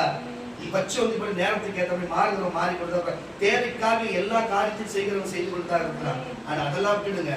ஆனா இன்னைக்கும் நற்குணம் உள்ளவன் இருந்துதான் இருக்கிறான். இன்னமும் தேவன் நேசித்து நற்குணம் உள்ளவர்களாக வாழ்ந்துதான் இருக்கிறான். அல்லேலூயா. நானும் சில சபை ஆட்கள் எல்லாம் பார்த்திருக்கிறேன். இந்த வெள்ளை கலர் ட்ரெஸ் போட்டு பார்த்துருக்கீங்களா? இந்த மாதிரி சர்ச்சை ஆளுங்க பார்த்தாலே எனக்கு ஒரு மாதிரியா இருக்கும். ஏன்னா என் சொந்த அனுபவத்தில் என் மனைவி நிறைய சொல்லிடுறாங்க, இவங்களாம் ஏன் தான் ஒருத்தன் கூட வந்து இந்த சிரிச்சு பேசுறது, ஒரு அன்பா நேசிக்கிறது ஏன் செய்ய மாட்டாங்க? ஏசு என்ன சொன்னாரு? உன்னை நேசிக்கிறது போல இருக்குதா இல்லையா? உன்னை நேசிக்கிறது போல நேசி, உண்மை அன்பு செலுத்துறது போல அன்பு செலுத்து, இப்படி சொல்லிட்டாங்க. அப்போ பேதுருவும் எல்லா பேதுரு சாப்பிடுறாரு, எல்லாம் பாருங்க அப்போஸ்தலர் சாப்பிடுறாங்க, அவங்க புரட்சாதி கூட போய் சாப்பிடுறாங்க, இவங்க இஸ்ரவேலருங்க அவங்க கூட சாப்பிட மாட்டேங்கிறாங்க. அப்போ பவுல் போய் சொல்றாரு, அப்படிலாம் கிடையாது, எல்லாரும் கூட நம்ம கலந்து சாப்பிடணும், நம்ம எல்லாம் ஒன்னா இருக்கணும் நினைக்கிறாங்க. அப்பேற்பட்ட பரிசுத்த ஜாதியா இருக்கிற இஸ்ரவேலர்களே, அந்த எபிரேயர்களே புரட்சாதி மக்களோடு உட்கார்ந்து சாப்பிடும்போது இவங்க மட்டும் கிறிஸ்தன் சொல்லிவிட்டு ஒரு அன்பு இல்லையா மனுஷன் மேல? என்ன இப்படி ஒரு கூட்டம்? என்னது இது? என்ன ஒரு கூட்டம்? நான் தான் 1,44,000 பேர், நாங்க மட்டும் தான் போவோம். அது எப்படி இது அப்படின்னு பார்த்தா, எல்லாரும் எப்பயோ போனவங்கள இப்ப நடந்துட்டு போயிட்டாங்க. போயிருச்சு இப்ப இருக்கிற 1,44,000 பேர் இருப்பாங்க. இந்த மாதிரிலாம் இந்த கழுத்துல எங்கன்னா போய் வருது தெரியல. எனக்கு அந்த சபைக்கு போறவங்க இருக்கிறாங்க, தயவு செய்து அவங்க நினைச்சு போடுவாங்க. எதுக்கு சொன்னா, இருக்கிறத நான் சொல்லுகிறேன், இன்னைக்கு இருக்கிறதை தெளிவுல நான் சொல்லுகிறேன். அல்லேலூயா. துர்க்குணமான காரியத்தை செய்யாதீங்கன்னு சொல்லுகிறேன். துர்க்குணமான காரியம் தான் இது. இது நான் சொல்லுறது புரிதா இல்லையா? நாங்க தான் நீங்களா நாங்களா? ஏன் ஏன் ஒரு அன்பை எத்தனையோ நாங்க என்ன ஒரு தேவை சிரிச்சு குச்சி பாப்பா இது கொஞ்சம் இப்படி போடு அப்படி கொஞ்சம் போடு அதெல்லாம் போடுவாங்க. நாங்க போய் பண்ணுவோம். மற்றவங்க கிட்ட பேசினா திட்டு ஓட்டி இவங்க கிட்ட பேசக்கூடாது. மற்றவங்க இந்து வேற சமூக ஆளுநர் பேசுற இவங்க சைடே நம்ம போகக்கூடாது. இயேசு புறஜாதி மக்களோடு உள்ள வந்தார். அவர் சகல ஜாதி சுவிசேஷம் சொல்லுன்னு சொன்னாரு. அவங்க ஜனத்துக்கு மட்டும் சொல்லல. புரிஞ்சுக்கணும் தயவு செய்து. தேவனே இறங்கி வரும்போது அவர் சுவிசேஷன் இறங்கி வரும்போது எனக்கு ஒன்றும் புரியல. இந்த ஜனங்கள் எப்படிதான் சுவிசேஷம் சொல்லுவாங்க? என்னடா வைக்குது? அப்படி போகுது. இதுதான் துர்க்குணம் என்பது.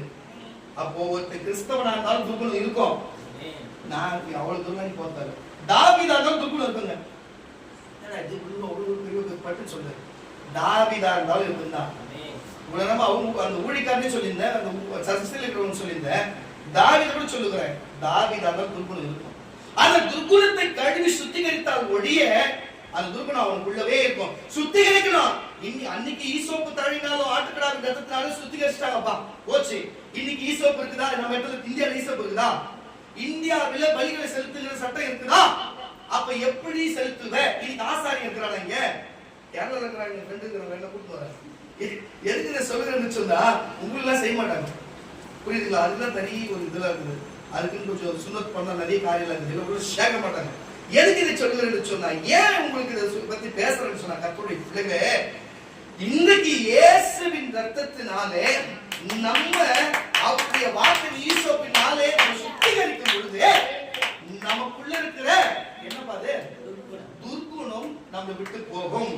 அல்லேலூயா. அது போன பிறகு தாவீதை உயர்த்தினது போல கர்த்தர் உயர்த்த. சங்கீதங்களின் புஸ்தகம் 51ஆம் சங்கீதம் கரெக்டா கண்டுபிடிச்சிருக்கோம். ஆயிட்டு வருவாரு. சங்கீதங்களின் புஸ்தகம் 51ஆம் சங்கீதம் 5 வாசிக்க கேட்கலாம். இதோ நான் துர்க்குணத்தில் உருவானேன். நான் ஒரு நிமிஷம் இருப்பா.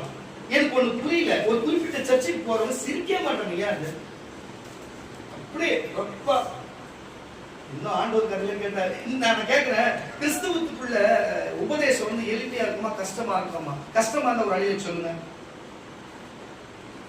எளிமையா இருக்க ஒரு அழிய சொல்லுங்க. எளிமையா இருக்குமா? இயேசுவை பார்த்தே சொல்லிட்டு போனாங்க, ஐயோ இந்த உபதேசமா இவ்வளவு கடினமா இருக்குது, இதெல்லாம் உங்களால முடியாது, நீங்களே வச்சுக்க, நான் எங்க வீட்டுக்கு போறேன்னு ஓடினாங்க. கிறிஸ்தவ உபதேசம் கடினமா தான் இருக்கும். அது இங்க ஒரு நாள் முடிச்சு வாட்டுறேன் எத்தனை பேர் ஓடிட்டாங்க பார்த்தீங்களா? அதே நுவியா ஏசு நீங்க நினைச்சிருக்கீங்க நம்ம ஏசப்ப வந்து அந்த சைடு அப்படி மோகம் சைடை வச்சு ஒரு ஆட்டுக்குட்டி வச்சிருக்கா. எனக்கு தெரியல விக்கி எப்ப நான் ஏசப்ப ஆடு வச்சிருக்கிறேன். நிறைய பேர் சொல்றாங்க ஆடு வச்சிருக்கேன், சிவப்பு கலர் பிடிக்குமா ப்ளூ கலர்ல பிடிக்குமா? ஏய் எனக்கு ஒண்ணும் புரியல. எல்லாம் ஆட்டுக்குட்டி வச்சுக்கலாம் பாத்துக்கிறீங்களா நீங்க? அவங்க எப்ப ஆடு வச்சிருக்கேன்னு எனக்கு தெரியல. தச்ச வேலை செஞ்ச கார்பெண்டர் வேலை என்னோ தெரியல. அவங்க எதுவும் சொல்றாங்க இருக்கட்டும். இது எதுக்கு சொல்றேன், ஏசுமா அப்படியே அப்பாவியா இருந்தவரை ஒண்ணுமே தெரியாதுங்க. அவருக்கு எங்க குஜபல பலாஸ்கர சாரியை கூட அவர் எப்படி இருப்பாரு, அவர் எவ்வளவு அழித்திருப்பாரு, அவர் வாக்கு எப்படி இருக்கும், விபச்சார சந்ததி நேரடியா சொல்லுவாரு, நீ விபச்சார சந்ததி ஏங்குவாரு, அதுக்கு என்ன அசிங்கமான வாக்கு இருக்குதா அப்படியே கேட்பாரு. அவங்க ஜனங்களை பார்த்து இப்படி எல்லாம் நீங்க பண்றீங்களே, நீங்க கரெக்டான அப்படி நேர் முகம் கூட அப்படி பார்த்துக்கிட்டுவாரு தெரியுமா? அசுத்த கண்டித்து உணர்த்துவாரு. அப்படி அந்த ஸ்பாட்டை அவர் அப்போ சொன்ன அந்த ஸ்பாட்டை அவர் சாபம் விட்டுவாங்க. அப்பவே உன் பணம் உன்னோடு நாசமாக கடந்துடுவாங்க. முடியுமா? சர்ச்சில் ஜனம் ஓடுறேன் இப்படி பாஸ்டர், ஆனா நம்மகிட்ட ஓடினோட பரவாயில்லை நான் சொல்லுவேன். அப்படிதான் ஏன்னா வேற அப்படிதான் சொல்லு, என்னடா ஒரு கும்பரா பேசுறாருன்னு நினைச்சுக்காது. தயவு செய்து இருக்கிறத சொல்றேன். ஏன் உண்மையா நேசிக்கணும், நான் நேசிக்கலையா? அக்கா என் தங்கச்சி என் தம்பி உங்களுக்கு ஒடியாடலையா? நானு நீங்க எந்த இடத்துல வந்தாலும் ஐயோ உன் கதை சொல்ல நான் அழலையா? உன் கதையை உங்களுக்கு ஜாபம் பண்ண உன் கதை பிரச்சனை வச்சு நான் கண்ணு இருக்கு இல்லையா? அப்பவே மட்டும் எப்படி வந்துச்சு? இப்ப திட்டா மாதிரி திட்டுனா யாருன்னா உங்களுக்கு பிரச்சனை பட்டு நீ எங்கிட்ட சொல்லும் போது நான் உனக்கு சண்டை போடுறேன்னா புரியுதா இல்லையா? இடம் பொருள் இல்லையா? எங்கிருந்து பேசும்பொழுது தேவன் அதை பேசுகிறார், அங்கிருந்து பேசும்பொழுது சகோதரர் சகோதரர், அவ்வளவுதான் வித்தியாசம். தயவு செய்து அங்கிருந்து பேசுற கேட்கிறீங்களோ இங்கிருந்து பேச கண்டிப்பா வாசியா. இதோ நான் துர்குணத்தில் ஒருவானே. நல்ல கேட்டு இது தாவீதே சொல்றாரு வாயில. அப்போ அதான் சொல்றாரு, கிறிஸ்தவனா இருக்கட்டும் வேற சமூகத்துல இருக்கணும்னு சொல்ல. அப்ப துர்குணம்னு ஒரு சில காலத்துல வரும். சில பேர் உண்மையாக நல்லவங்களா இருப்பாங்க, சில பேர் உண்மையாக துர்குணமாவே இருப்பாங்க. நமக்கு அது வேணாம். நம்மளும் துர்குணத்துல பிறந்தவங்க தான்.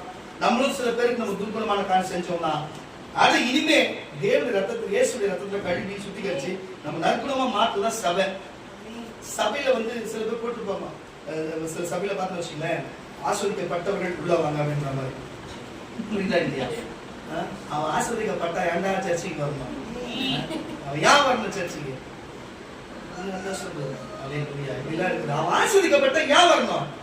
உள்ள வந்து அவன் ரட்சிக்கப்பட்டு அவன் பாவம் கழுவி அவனை தனந்தோறும் அவனை ஒவ்வொரு நாளும் சுத்திகரிக்க வச்சு அதுக்கப்புறம் கர்த்தர் வரும் வரைக்கும் அவனை சுத்திகரிக்கணும். அன்னைக்கு ஒரு நேரம் இயேசு வந்து மொத்தமா இருக்கணும் சரி, இல்ல அவன் தேவனிடத்துல போனாலும் சரி, அவன் அது வரைக்கும் அவன் சுத்திகரிக்கணும், அதை சொல்லி கொடுக்கணும், மேற்கே வழி நடத்தி. இதுதான் தகப்பனுடைய ஊழியக்காரனுடைய வேலையா இருக்குது. வாசி, இதோ நான் துர்க்குணத்தில் உருவானேன், என் தாய் என்னை பாவத்தில் கர்ப்பம் தரித்தார். இதோ உள்ளத்தில் உண்மையாயிருக்க விரும்புகிறேன், நான் உள்ளத்தில் உண்மையாயிருக்க விரும்புகிறேன். அந்த காரணத்தில் ஞானத்தை எனக்கு தெரியப்படுத்துவி,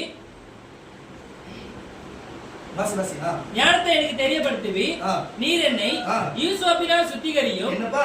ஈசோப்பினால் ரத்தத்தில் தோய்த்து சுத்திகரியும். அப்பொழுது நான் சுத்தமாவேன். என்னை கழுவி அருளும். அப்பொழுது நான் உறைந்த மலையிலும் நான் பாருங்க சுத்தமான தண்ணியிலும் வெண்மையாவேன். நான் சந்தோஷமா மகிழ்ச்சியும் கேட்கும்படி செய்யும். அப்பொழுது நீ நொறுக்கின எலும்புகள் கலிகூரும். என் பாவங்களை பாராதபடிக்கு நீர் உமது முகத்தை மறைத்து என் அக்கிரமங்களை எல்லாம் நீக்கி அருளும். தேவனே சுத்த இருதயத்தை என்னிலே சிருஷ்டியும். இதுதான் தாவீது கேட்டார். நிலைவரமான ஆவியை என் உள்ளத்திலே புதுப்பியும். இதுதான் தாவீது கேட்டார். அல்லேலூயா. இன்றைக்கு தாவீதுடைய நடந்த காரியத்தை எல்லாத்தையும் நான் சொன்னேன், சரிங்களா? அப்போ ஒரு மனுஷனுக்கு பணம் காசு வந்துட்டா தாவீது விழுந்தாரு பாருங்க, அந்த மாதிரி விழ வேண்டிய சூழ்நிலை வரும். எப்படி?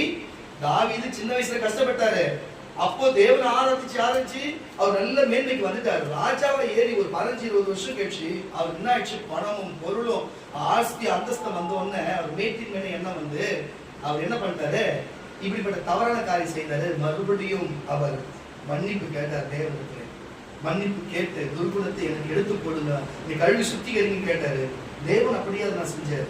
மறுபடியும் அவர் ராஜாவே தான் வைத்தார். அல்லேலூயா. இன்றைக்கு ஆரம்பத்துல நீ வரும் பொழுது கஷ்டப்பட்டு வந்திருக்கலாம், நீ கிறிஸ்துவை ஏற்றுக்கொண்டு இருக்கலாம், ஓரளவுக்கு கட்டா மறுபடியும் கொஞ்சம் பண காசு சேர்ந்தவன திரும்பி பழைய காரியத்தோட இன்னும் மேட்டிமையான எண்ணங்கள் வந்து உனக்கு தீய துர்குணத்தை கொடுத்திருக்கலாம். ஆனா தயவு செய்து சொல்லுங்க, கர்த்தருடைய பிள்ளைகளே, அந்த குணத்தோடு போனா தேவனுடைய சன்னிதானத்து சைடில் வரவே முடியாது. தாவீது எவ்வளவு பேர் ராஜா நினைச்சுட்டா தேவன் விட்டு அவர் பார்த்து கடந்திருக்கலாம், அவர்கிட்ட எல்லாமே இருந்தது. ஆனா அவர் அப்படி செய்யல. நான் பண்ணு தப்புன்னு இருந்தார். ஏன்னா அவர்கிட்ட ஏற்கனவே நற்குணம் இருந்தது. அந்த நற்குணம் அந்த நேரத்தில் பயன்பட்டதுனால அவர் பண்ண தப்புன்னு உணர வச்சது.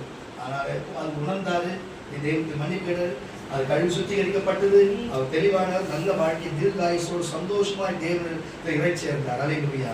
இன்றைக்கு நீங்களும் இயேசுடைய ரத்தம் இருக்கிறது, அவர் வார்த்தை விசுவாசம் இருக்கிறது. இன்னைக்கு உன் கழுவி சுத்திகரிக்க இருக்கிறது. உன் துர்குணம் இருந்தா மாத்திக்கோ, உன் துர்குணம் இருந்தா மாத்திக்கோ. எல்லாமே உனக்கு நற்குணமாய் மாறி நீ செய்கிற காரியம் வாய்க்க மற்ற ஒத்தாசையா இருக்க, நீ நல்லா இருக்க. யாரும் ஏத்து வந்தாலும் அவங்க ஏத்து வந்தவங்க ஒன்றும் இல்லாத போக கர்த்தர் வேதஸ்தானத்தில் வைக்க.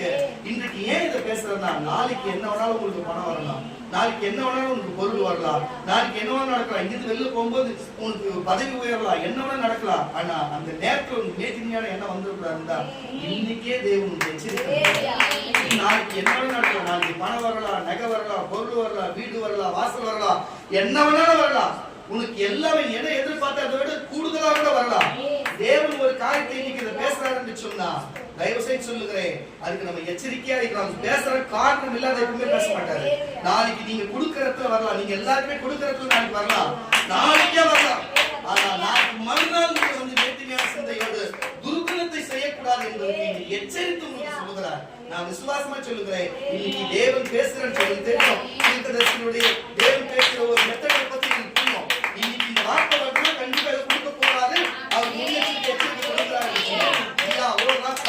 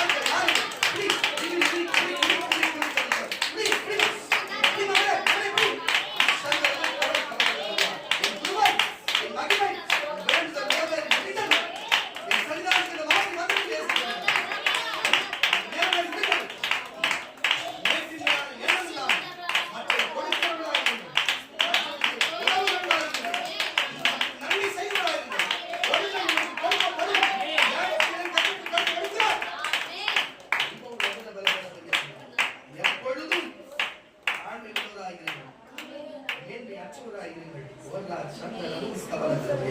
இப்படிப்பட்ட காரியம் இருக்கிறது. எச்சரிக்கையா இருந்து இந்த துர்குணம் வேணாங்க கர்த்தருடைய பிள்ளைகளே.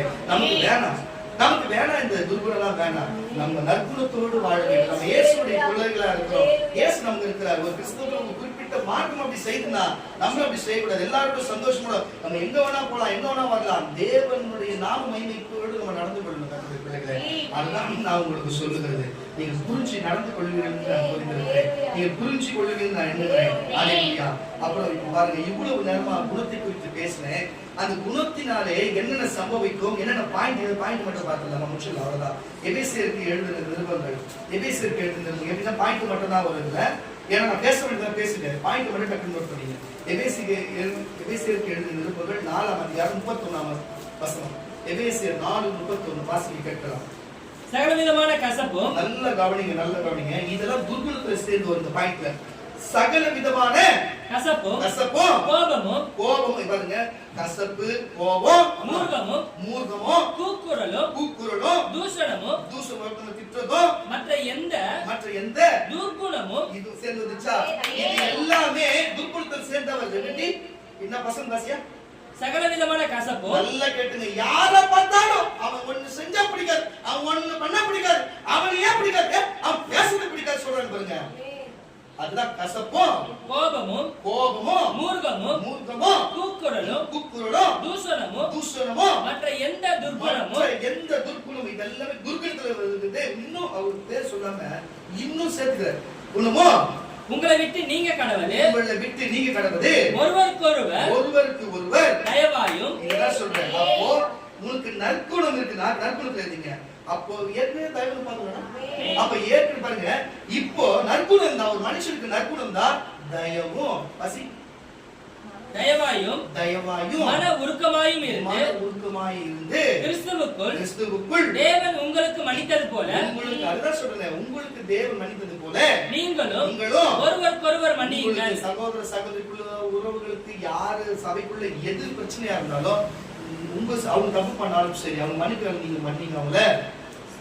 அதுதான் நற்குணம். முடிஞ்சுச்சா? அதுதான் நற்குணம். புரியுதா இல்லையா? வீம்பா பண்றதெல்லாம் அது பாத்தீங்கன்னா உங்களுக்கு தெரிஞ்சிருக்கும். நற்குணம் என்பது எங்க வருது? இப்படிப்பட்ட நல்ல காரியத்தை செய்து அவங்க பண்ணிட்டா அது நற்குணத்துல வருகிறது. அல்லேலூயா. தீத்துவின் புஸ்தகம், தீத்துவின் நிருபங்கள் 3ஆம் அதிகாரம் 3ஆம் வசனம். தீத்து 3:3. ஏனெனில் முற்காலத்திலே நாமும் புத்தியினரும் கீழ்ப்படியாதவர்களும் வழி தப்பி நடக்கிறவர்களும் பலவித இச்சைகளுக்கு பலவித இன்பங்களுக்கும் அடிமைப்பட்டவர்களும் துர்குணத்தோடும் பொறாமையோடும் ஜீவனம் பண்ணுகிறவர்களுக்கு, வாழ்க்கையில வாழ்ந்தவர்களுக்கு, பகைக்கப்பட்டவர்களுக்கும் ஒருவரை ஒருவர் பகைக்கிறவர்களுமாய் இருந்தோம் நம்முடைய இரட்சகராகிய தேவனுடைய தயையும். இப்ப நான் கேட்ட தப்பு இல்லையா? தப்பு இல்ல. அப்போ ஒரு கிறிஸ்தவனை பார்த்து இன்னொரு கிறிஸ்தவன் பிடிக்கலன்னா பகைக்கிறது தானே அர்த்தம். நம்ம ஆரம்பத்துல நம்ம பகைக்கிறவங்களா இருந்தோம். இனி கிறிஸ்துக்குள்ள வந்தா நேசி வந்தாங்க. உன்னை நேசிக்கிறவங்க நேசிக்கிறேன்னு சொன்னாரு. இவன் நேசிக்கூடாது, அவன் நேசிக்கூடாது, இவன் நேசிக்கூடாது ஒரு பாயிண்ட் வச்சிருக்கிறாரு. நான் கொடுக்குற பாயிண்ட் அங்க கொடுத்துருக்காரு. மத்தியு, மார்க்கு, யோவான், லூக்கால வாசி தேவன் யாருன்னு தெரியும். தேவன் யார் பண்றீங்க? எங்க சர்ச்சு, உங்க சர்ச்சு, அந்த சர்ச்சு. மத்தியு, மார்க்கு, யோவான், லூக்கால மட்டும் நீ படிச்சுனாவே போதும். பைபிள் மொத்தம் கரைச்சி வச்ச மாதிரி இவ்வளவு வார்த்தைகள் ஆண்டவராகிய இயேசு சொன்னார். என் வார்த்தை வசனமே உன்னை இறுதியினாலும் நியாயம் தீர்க்கும், கடைசியினாலும் நியாயம் தீர்க்கும், நியாயம் விசாரிக்க சொன்னார். அவர் அங்கதான் பேசிருக்கிற வேற எங்கேயோ பேச கொஞ்சம் தெய்வசம் நடக்கும். மனுஷனுக்குள்ள மனுஷன் எதுக்கு விரோதம், ஒரு சபைக்குள்ள எதுக்கு விரோதம், குடும்பத்துக்குள்ள எதுக்கு விரோதம்? வசந்த வாசிக்கலாம்.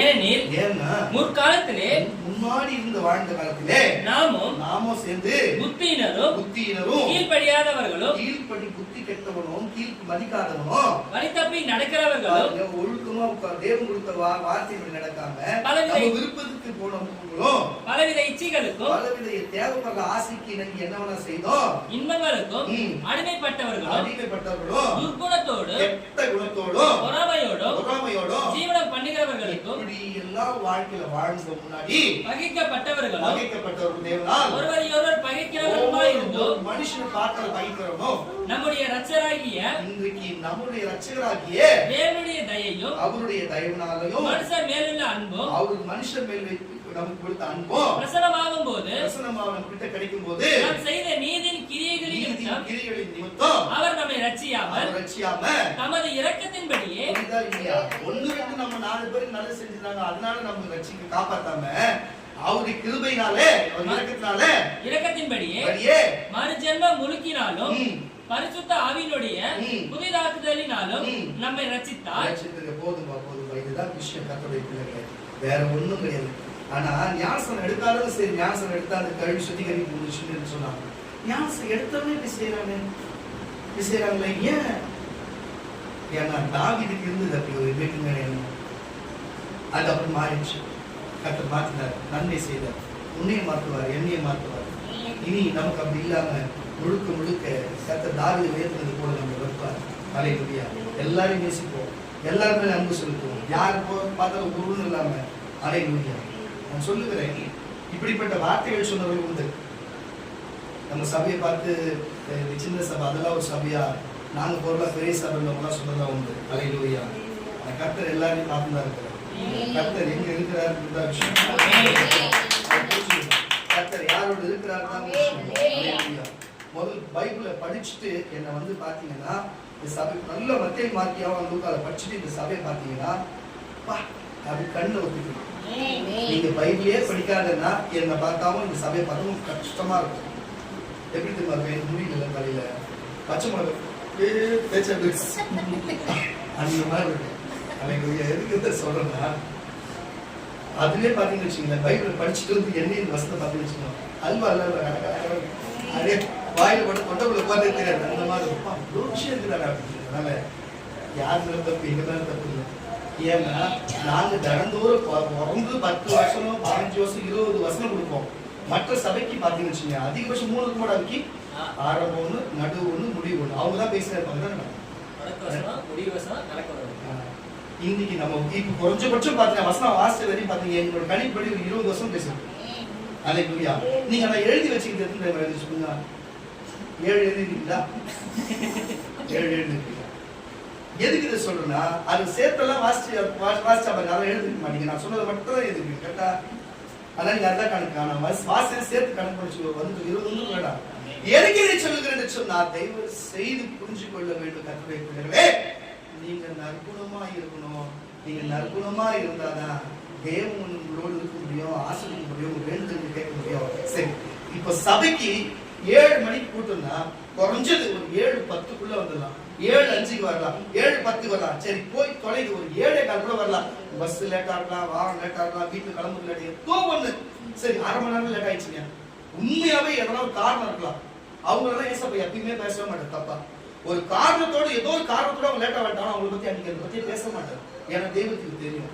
ஆனா வீட்டுல பக்கத்துல இருந்தோம், வேலை இல்லாம இருந்தோம், எந்த சூழ்நிலை இருந்தோம், நம்ம தாமதமா போறோம்னா அது என்ன பண்ணணும்? நீங்க தான் சொல்லுங்க, நான் சொல்ல, நீங்களே சொல்லுங்க.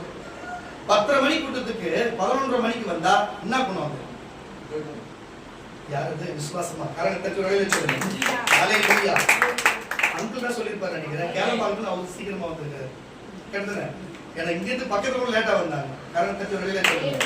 ஏன்னா அவங்க அவ்வளவு தூரத்துல இருந்து வரணுன்றது அவசியம் இல்லை. ஆனா அவ்வளவு தூரத்துல வந்துக்கிறாங்க பாருங்க. கர்த்தர் உண்மையாவே அல்லேலூயா. அதுதான் விஷயம். ஆனா பக்கத்துல இருக்கிற நம்ம வரமாட்டோமே. தயவு செய்து நம்ம கரெக்டா நேரம் வருகிற நற்குணம் தான். நேரம் தாமதித்து வருவார்கள், அதுவும் துர்குணம் தான். புரிஞ்சு கொள்வது நற்குண பிள்ளைகளே. அல்லேலூயா. முடிச்சலாம். யாக்கோபு எழுதின நிருபங்கள் முடிச்சலாம். யாக்கோபு எழுதின நிருபங்கள் 1ஆம் அதிகாரம் 21ஆம் வசனம்.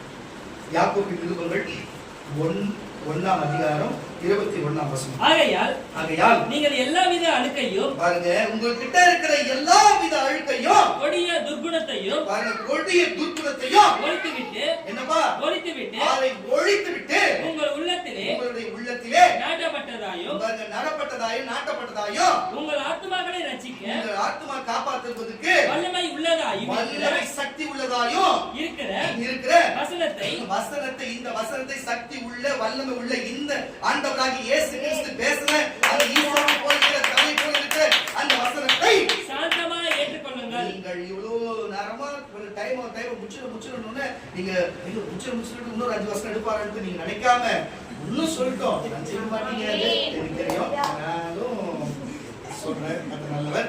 ஆனாலும் சாந்தமா யாரு கேட்டீங்களோ அவங்க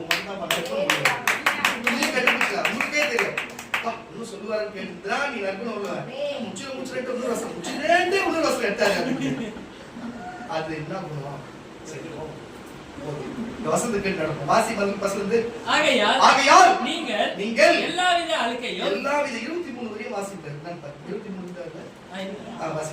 ஆகையால் நீங்கள் எல்லாவித அழுக்கையும் கொடிய துர்குணத்தையும் ஒழித்துவிட்டு உங்கள் உள்ளத்திலே நாடப்பட்டதாயும் உங்கள் ஆத்துமாக்களை ரட்சிக்க காப்பாற்ற வல்லமை உள்ளத சக்தி உள்ளதுமாய் இருக்கிற வசனத்தை இந்த வேத வசனத்தை சாந்தமாய் ஏற்றுக்கொள்ளுங்கள். பொறுமையோடு அமைதியை ஏற்றுக்கொள்ளுங்கள்.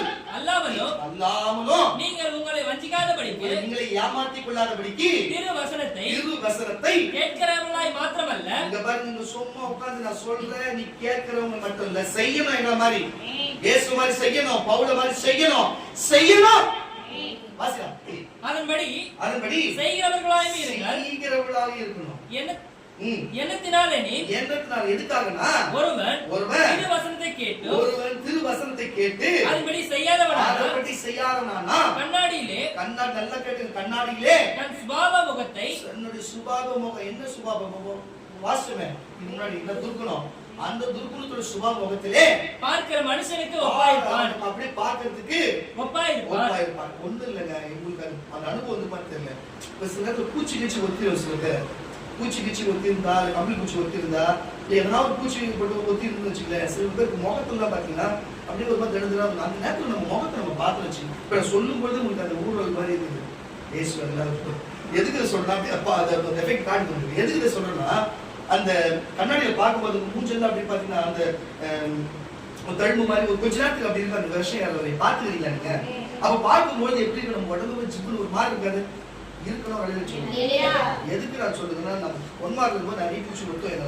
அந்த காட்டு சைடு அதை சுத்துறதுனால எங்களுக்கு அந்த அனுபவம். அதனால நான் சொல்லுகிறேன், உங்களுக்கு அந்த அனுபவம் இருந்தா கம்பளி பூச்சோ இல்ல வேற என்ன பூச்சி ஒத்துனா கூட நம்ம டக்குனுக்கு முகத்தை பார்த்தா மூஞ்சி கலர் மாதிரி இருக்கும், ஒரு மாதிரி அங்கிருந்து ஒரு உருவிக்கிற மாதிரி இருக்கும். பார்க்கவே நமக்கு ஒரு வாங்கி ஒரு மாதிரி இருக்கும். பாத்துறீங்களா?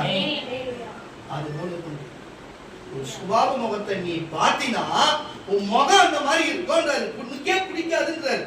வாசி விட்டது அவன் தன்னைத்தானே பார்த்து விட்டு போன உடனே தன்னுடைய சாயல் இன்னது என்பதை மறந்து விடுவான். சுயாதீன பிரமாணமாகிய எத்தனை வசனம்? 28. போதும். இப்படிப்பட்ட காரியம் இருக்குது கர்த்தருடைய பிள்ளைகளை.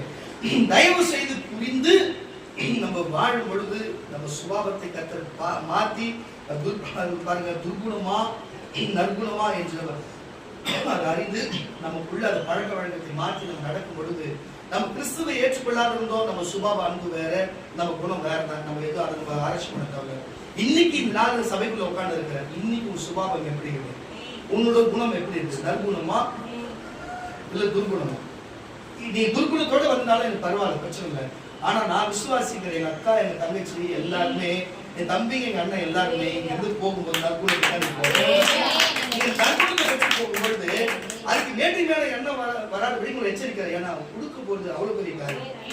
அது நீங்க நற்குணத்தோடு மேட்டிமை எண்ணம் இல்லாம தாழ்மையா மற்றவங்க உதவி செய்யணும். ஏன்னா அந்த மேட்டிமை எண்ணம் வந்தா நீ மற்றவங்க ஆணவமா பண்ணா அது உங்ககிட்ட இல்லாத போயிடும். அதை எச்சரிக்கை கொடுக்க புரிஞ்சு கொள்ளுங்க கர்த்தருடைய பிள்ளைகளே. இன்னும் 2 தெசலோனிக்கேயர் 3ஆம் அதிகாரம் 2ஆம் வசனம். 2 தெசலோனிக்கேயர் 3ஆம் அதிகாரம் 2ஆம் வசனம்.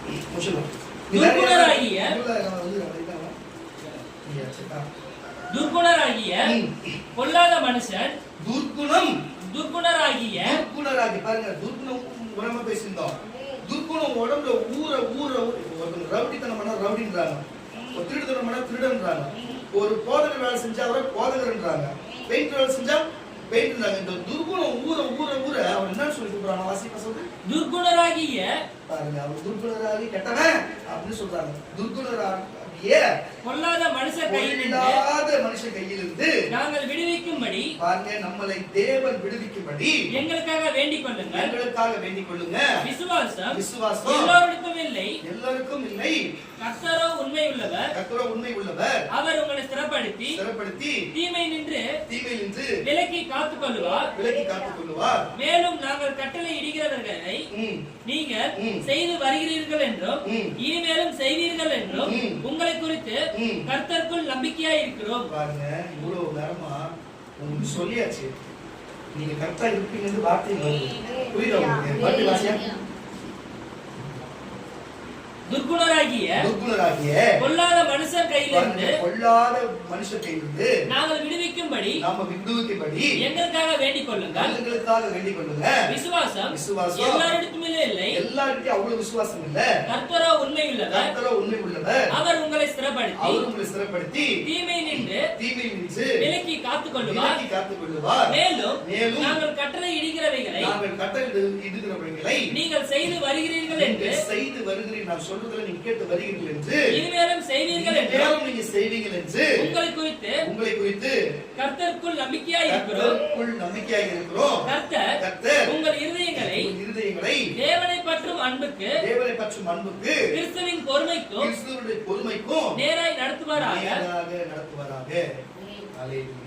மேலும் சகோதரரே, எங்களிடத்தில் பெற்றுக்கொண்ட முறைமையின்படி நடவாமல் ஒழுங்கன்று நடக்கிற எந்த சகோதரரையும் நீங்கள் விட்டு விலக வேண்டும் என்று.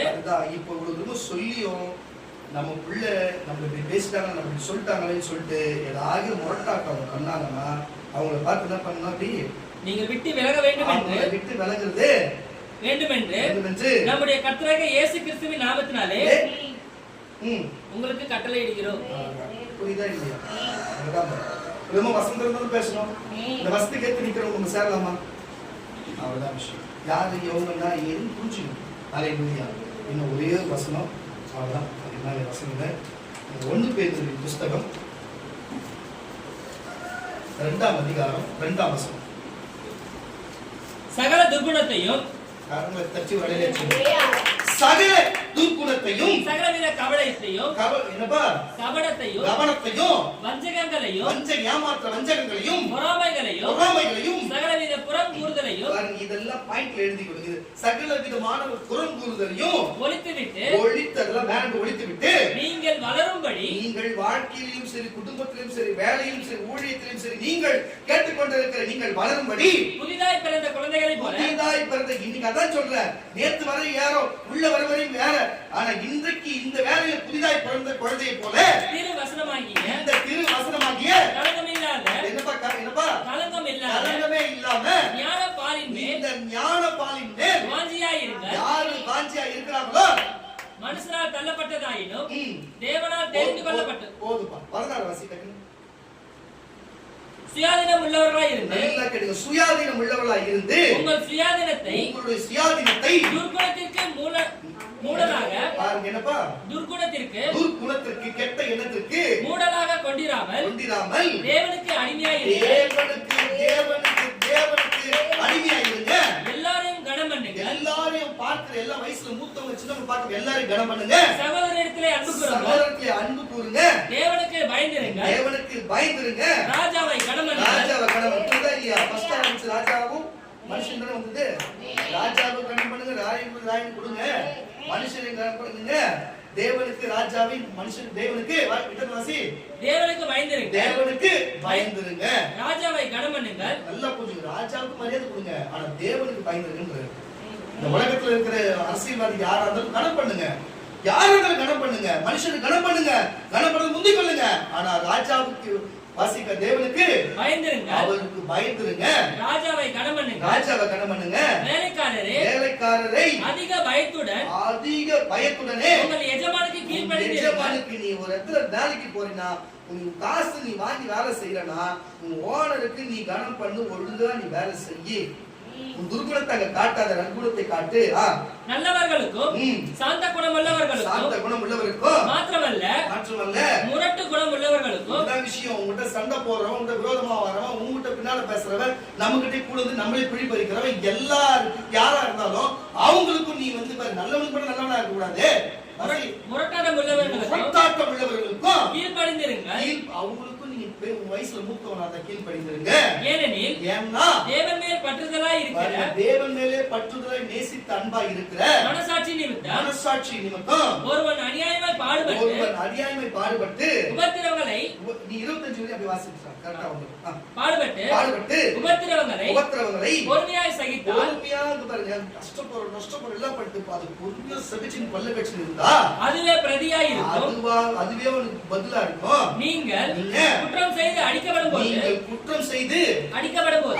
போது பொறுமையோடு சகித்தால், பொறுமையோடு தாங்கி இருந்தா அதனால என்ன கீர்த்தி, அதனால என்ன பேரு புகழ் இருக்கு. நீங்க நன்மை செய்து பாடுபடும் போது, கேளுங்க, நன்மை செய்து கஷ்டப்பட்டு பாடுபடும் போது பொறுமையோடு சகித்தால், நீங்கள் பொறுமையோடு சகித்தா அதுவே தேவனுக்கு முன்பாக பிரதியாய் இருக்கும், பதிலா இருக்கும். இதற்காகவே நீங்கள் அழைக்கப்பட்டும் இருக்கிறீர்கள்.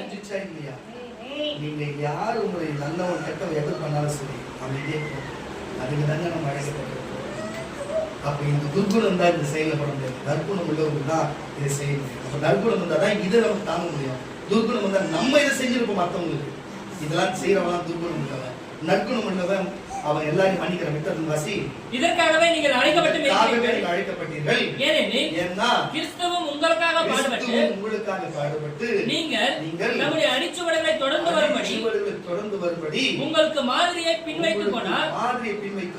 அவர் பாவம் செய்யவில்லை, அவருடைய வாயில் வஞ்சனை காணப்படவும் இல்லை. அவர் வையப்படும் போது பதில் வையாமலும் பாடுபடும் போது பயமுறுத்தாமலும் நியாயமாய் தீர்ப்பு செய்கிறவர்களுக்கு நம்மை ஒப்புவித்தார். நாம் பாவங்களுக்கு செத்து நீதிக்கு பிழைத்திருக்கும் போது அவர் தாமே நமது சரீரத்திலே நம்முடைய பாவங்களை சிலுவையின் மேல் சுமந்தார். அவருடைய தழும்புகளால் குணமானீர்கள். அவருடைய தழும்புகளால் சுகமானீர்கள். சிதறுண்ட ஆடுகளைப் போல இருந்தீர்கள். முன்னாடி எங்கேயோ சுத்தி திரிந்து கஷ்டப்பட்டீங்க. நல்ல சபை, நல்ல ஒரு கொடுக்கப்பட்ட நீங்க பாதுகாப்பான இடத்துல வந்து சிதறுண்ட ஆடுகளைப் போல இருந்தீங்க. இப்பொழுதோ இன்னைக்கோ இந்த நிமிஷத்திலயோ உங்கள் ஆத்துமாக்களுக்கு மேய்ப்பரும் கண்காணிமானவர்களே திருப்பப்பட்டிருக்கிறீர்கள். பேசும்போது ஒரு வார்த்தை சொல்லினே அப்போஸ்தலர் நடவடிக்கை புஸ்தகம் 8ஆம் அதிகாரம் 22ஆம் வசனம். அப்போஸ்தலர் நடவடிக்கை புஸ்தகம் 8ஆம் அதிகாரம் 22ஆம் வசனம். இப்ப நான் உங்களுக்கு ஜெபம் பண்ண வச்சுவேன், உங்க மேல கை வச்சு ஒரு பரிசுத்தாய் வருதுன்னு ஒரு அடையில சொல்லுங்க. அப்போ நோய் சுகமான ஒரு அடையில சொல்லுங்க. இதை நான் போய் ஒருத்தங்கிட்ட போய் பணம் கொடுத்து வாங்க முடியுமா?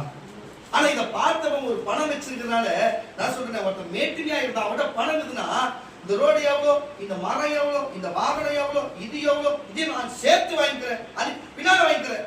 இதெல்லாம் வந்து இப்படி இருக்கிறவன் வந்து ஒரு நாள் பார்த்து என்ன பண்ணான்னா பேருக்கு போயிட்டு எல்லாரும் ஜாம் பண்ணி தரான். கை வச்சோன்னு எல்லாருமே பரிசுத்தான். இது கை வச்சோன்னு பரிசுத்தாய் வருது. நான் போய் மற்றவங்க வச்சிருப்பேன் வரணும், நான் காசு தரேன், எனக்கு வச்சு விடுறியா, என் மேல கை வைக்கிறியா, நானும் எல்லாரும் மேலே இந்த பரிசுத்தாய் வரணும்னு சொல்லிட்டு கேட்டாங்க. காசு உன்னோட நாசமா போகுதுன்னு சொல்லி அவன் தொட்டி விட்டான். மலையிலா உலகத்துல தேவனுடைய அன்பு பணம் கொடுத்து வாங்க முடியாது. தேவனுடைய கிருபை பணம் கொடுத்து வாங்க முடியாது. பாவ மன்னிப்பு பணம் கொடுத்து வாங்க முடியாது. பரலோக ராஜ்யம் பணம் கொடுத்து வாங்க முடியாது. நித்திய ஜீவன் பணம் கொடுத்து வாங்க முடியாது. தயவு செய்து இதெல்லாம் இருக்கு. இந்த பூமியில வரங்கள், கிருபைகள், கனிகள் எல்லாம் பணம் கொடுத்து வாங்க முடியாது. இதெல்லாம் பணம் கொடுத்து ராயனுக்குன்னா இந்த பூமியில பிசாசு கொடுத்துருங்க. பூமியில மனுஷனுக்கு கொடுத்துருங்க, அதிகாரத்தை கொடுத்துருங்க. ஆனா தேவனுக்கு தான் வாங்க முடியும். தேவன் தான் அவருக்குரியது, அவருக்குரிய ஆளு கொடுக்க முடியும். ஆமான்னா ஒரு அறையில சொல்லுங்க. சில காரியம் எல்லாம் இருக்கிறது. இது இருந்தா உலகத்துல என்ன வேணா வாங்கலாம். ஆனா பணம் இருந்தா இதெல்லாம் வாங்கவே முடியாது. பணம் இருந்தா நான் சொன்ன இது எதுவுமே வாங்க முடியாது. ஆனா இது இருந்தா உலகத்துல பணமாவது, உலகத்துல எதுவாவது விசுவாசம் கூட வாங்கலாம். தயவு செய்து சொல்லுகிறேன், புரிஞ்சு கொடுங்க கர்த்தருடைய பிள்ளைகளே. வாசியான வசனம் சொல்லுங்க. ஆகையால் நீ உன் துர்குணத்தை விட்டு, எல்லாம் கேட்டுங்க, வசனம் அப்படியே வந்து துர்குணத்தை விட்டு மனம் திரும்பி தேவனை நோக்கி வேண்டிக்கொள். அதான் சொல்றாரு. அவன் கேட்டிருக்கிறான் போது, இந்த காசை கேட்ட உடனே மனம் திரும்பி ஒழுங்கா தேவன்கிட்ட மன்னிப்பு கேட்டு, இல்லன்னா ஒருவேளை உன் இருதயத்தின் எண்ணம் உனக்கு மன்னிக்கப்படலாம். நீ கசப்பான பிச்சிலும் பாவக்கட்டிலும், பாருங்க, கருப்பான பிச்சிலும் பாவக்கட்டிலும் அகப்பட்டிருக்கிறதாக காண்கிறேன் என்றான். அதற்கு சீமோன், நீங்கள் சொன்ன காரியங்களில் ஒன்றும் எனக்கு நேரிடாதபடி எனக்கு கொஞ்சம் ஜெபம் பண்ணி காப்பாத்துங்கய்யா அப்படின்னு எனக்காக கர்த்தரை வேண்டிக் கொள்ளுங்கள் என்றார். இவ்விதமாய் அவர்கள் கர்த்தருடைய வசனத்தை சாட்சியை அறிவித்து சொன்ன பின்பு சமாரியனுடைய அநேக கிராமங்களிலே 25 என்ன பண்ணா 20 வாசியா ஜனங்களுக்கு 20 வாசி புரியுமா? சீக்கிரம் முடிச்சு அடக்குங்க. பேதுரு அவனை நோக்கி தேவனுடைய வரத்தை மனத்தினாலே, அதுக்கு முன்னாடி வாசிப்பாங்க. அப்போ கேட்டாங்க, அவர்கள் மேல் கை வைத்தார்கள்.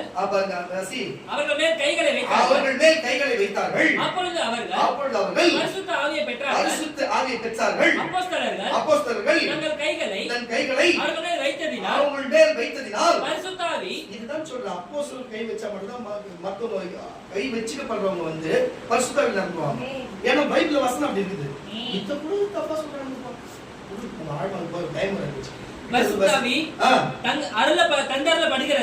தந்தருளப்படுகிறதை சீமோன் கண்டபோது, பணக்காரனாகி சீமோன் அதை கண்டபோது அவர்களிடத்திலே, நீங்க சீமோன் குழந்தாதீங்க, சீமோன் பேதுரு செய்கிறாரு, தேவன் இலவசமா சீமோன் பேதுரு கொடுத்துக்கிறாரு. ஆனா சீமோன் என்ன பண்ற, சீமோன்ற ஒருத்தன் வந்து சீமோன் பேதுரு கிட்ட காசு கொடுத்து கேட்கறான். புரியுதா?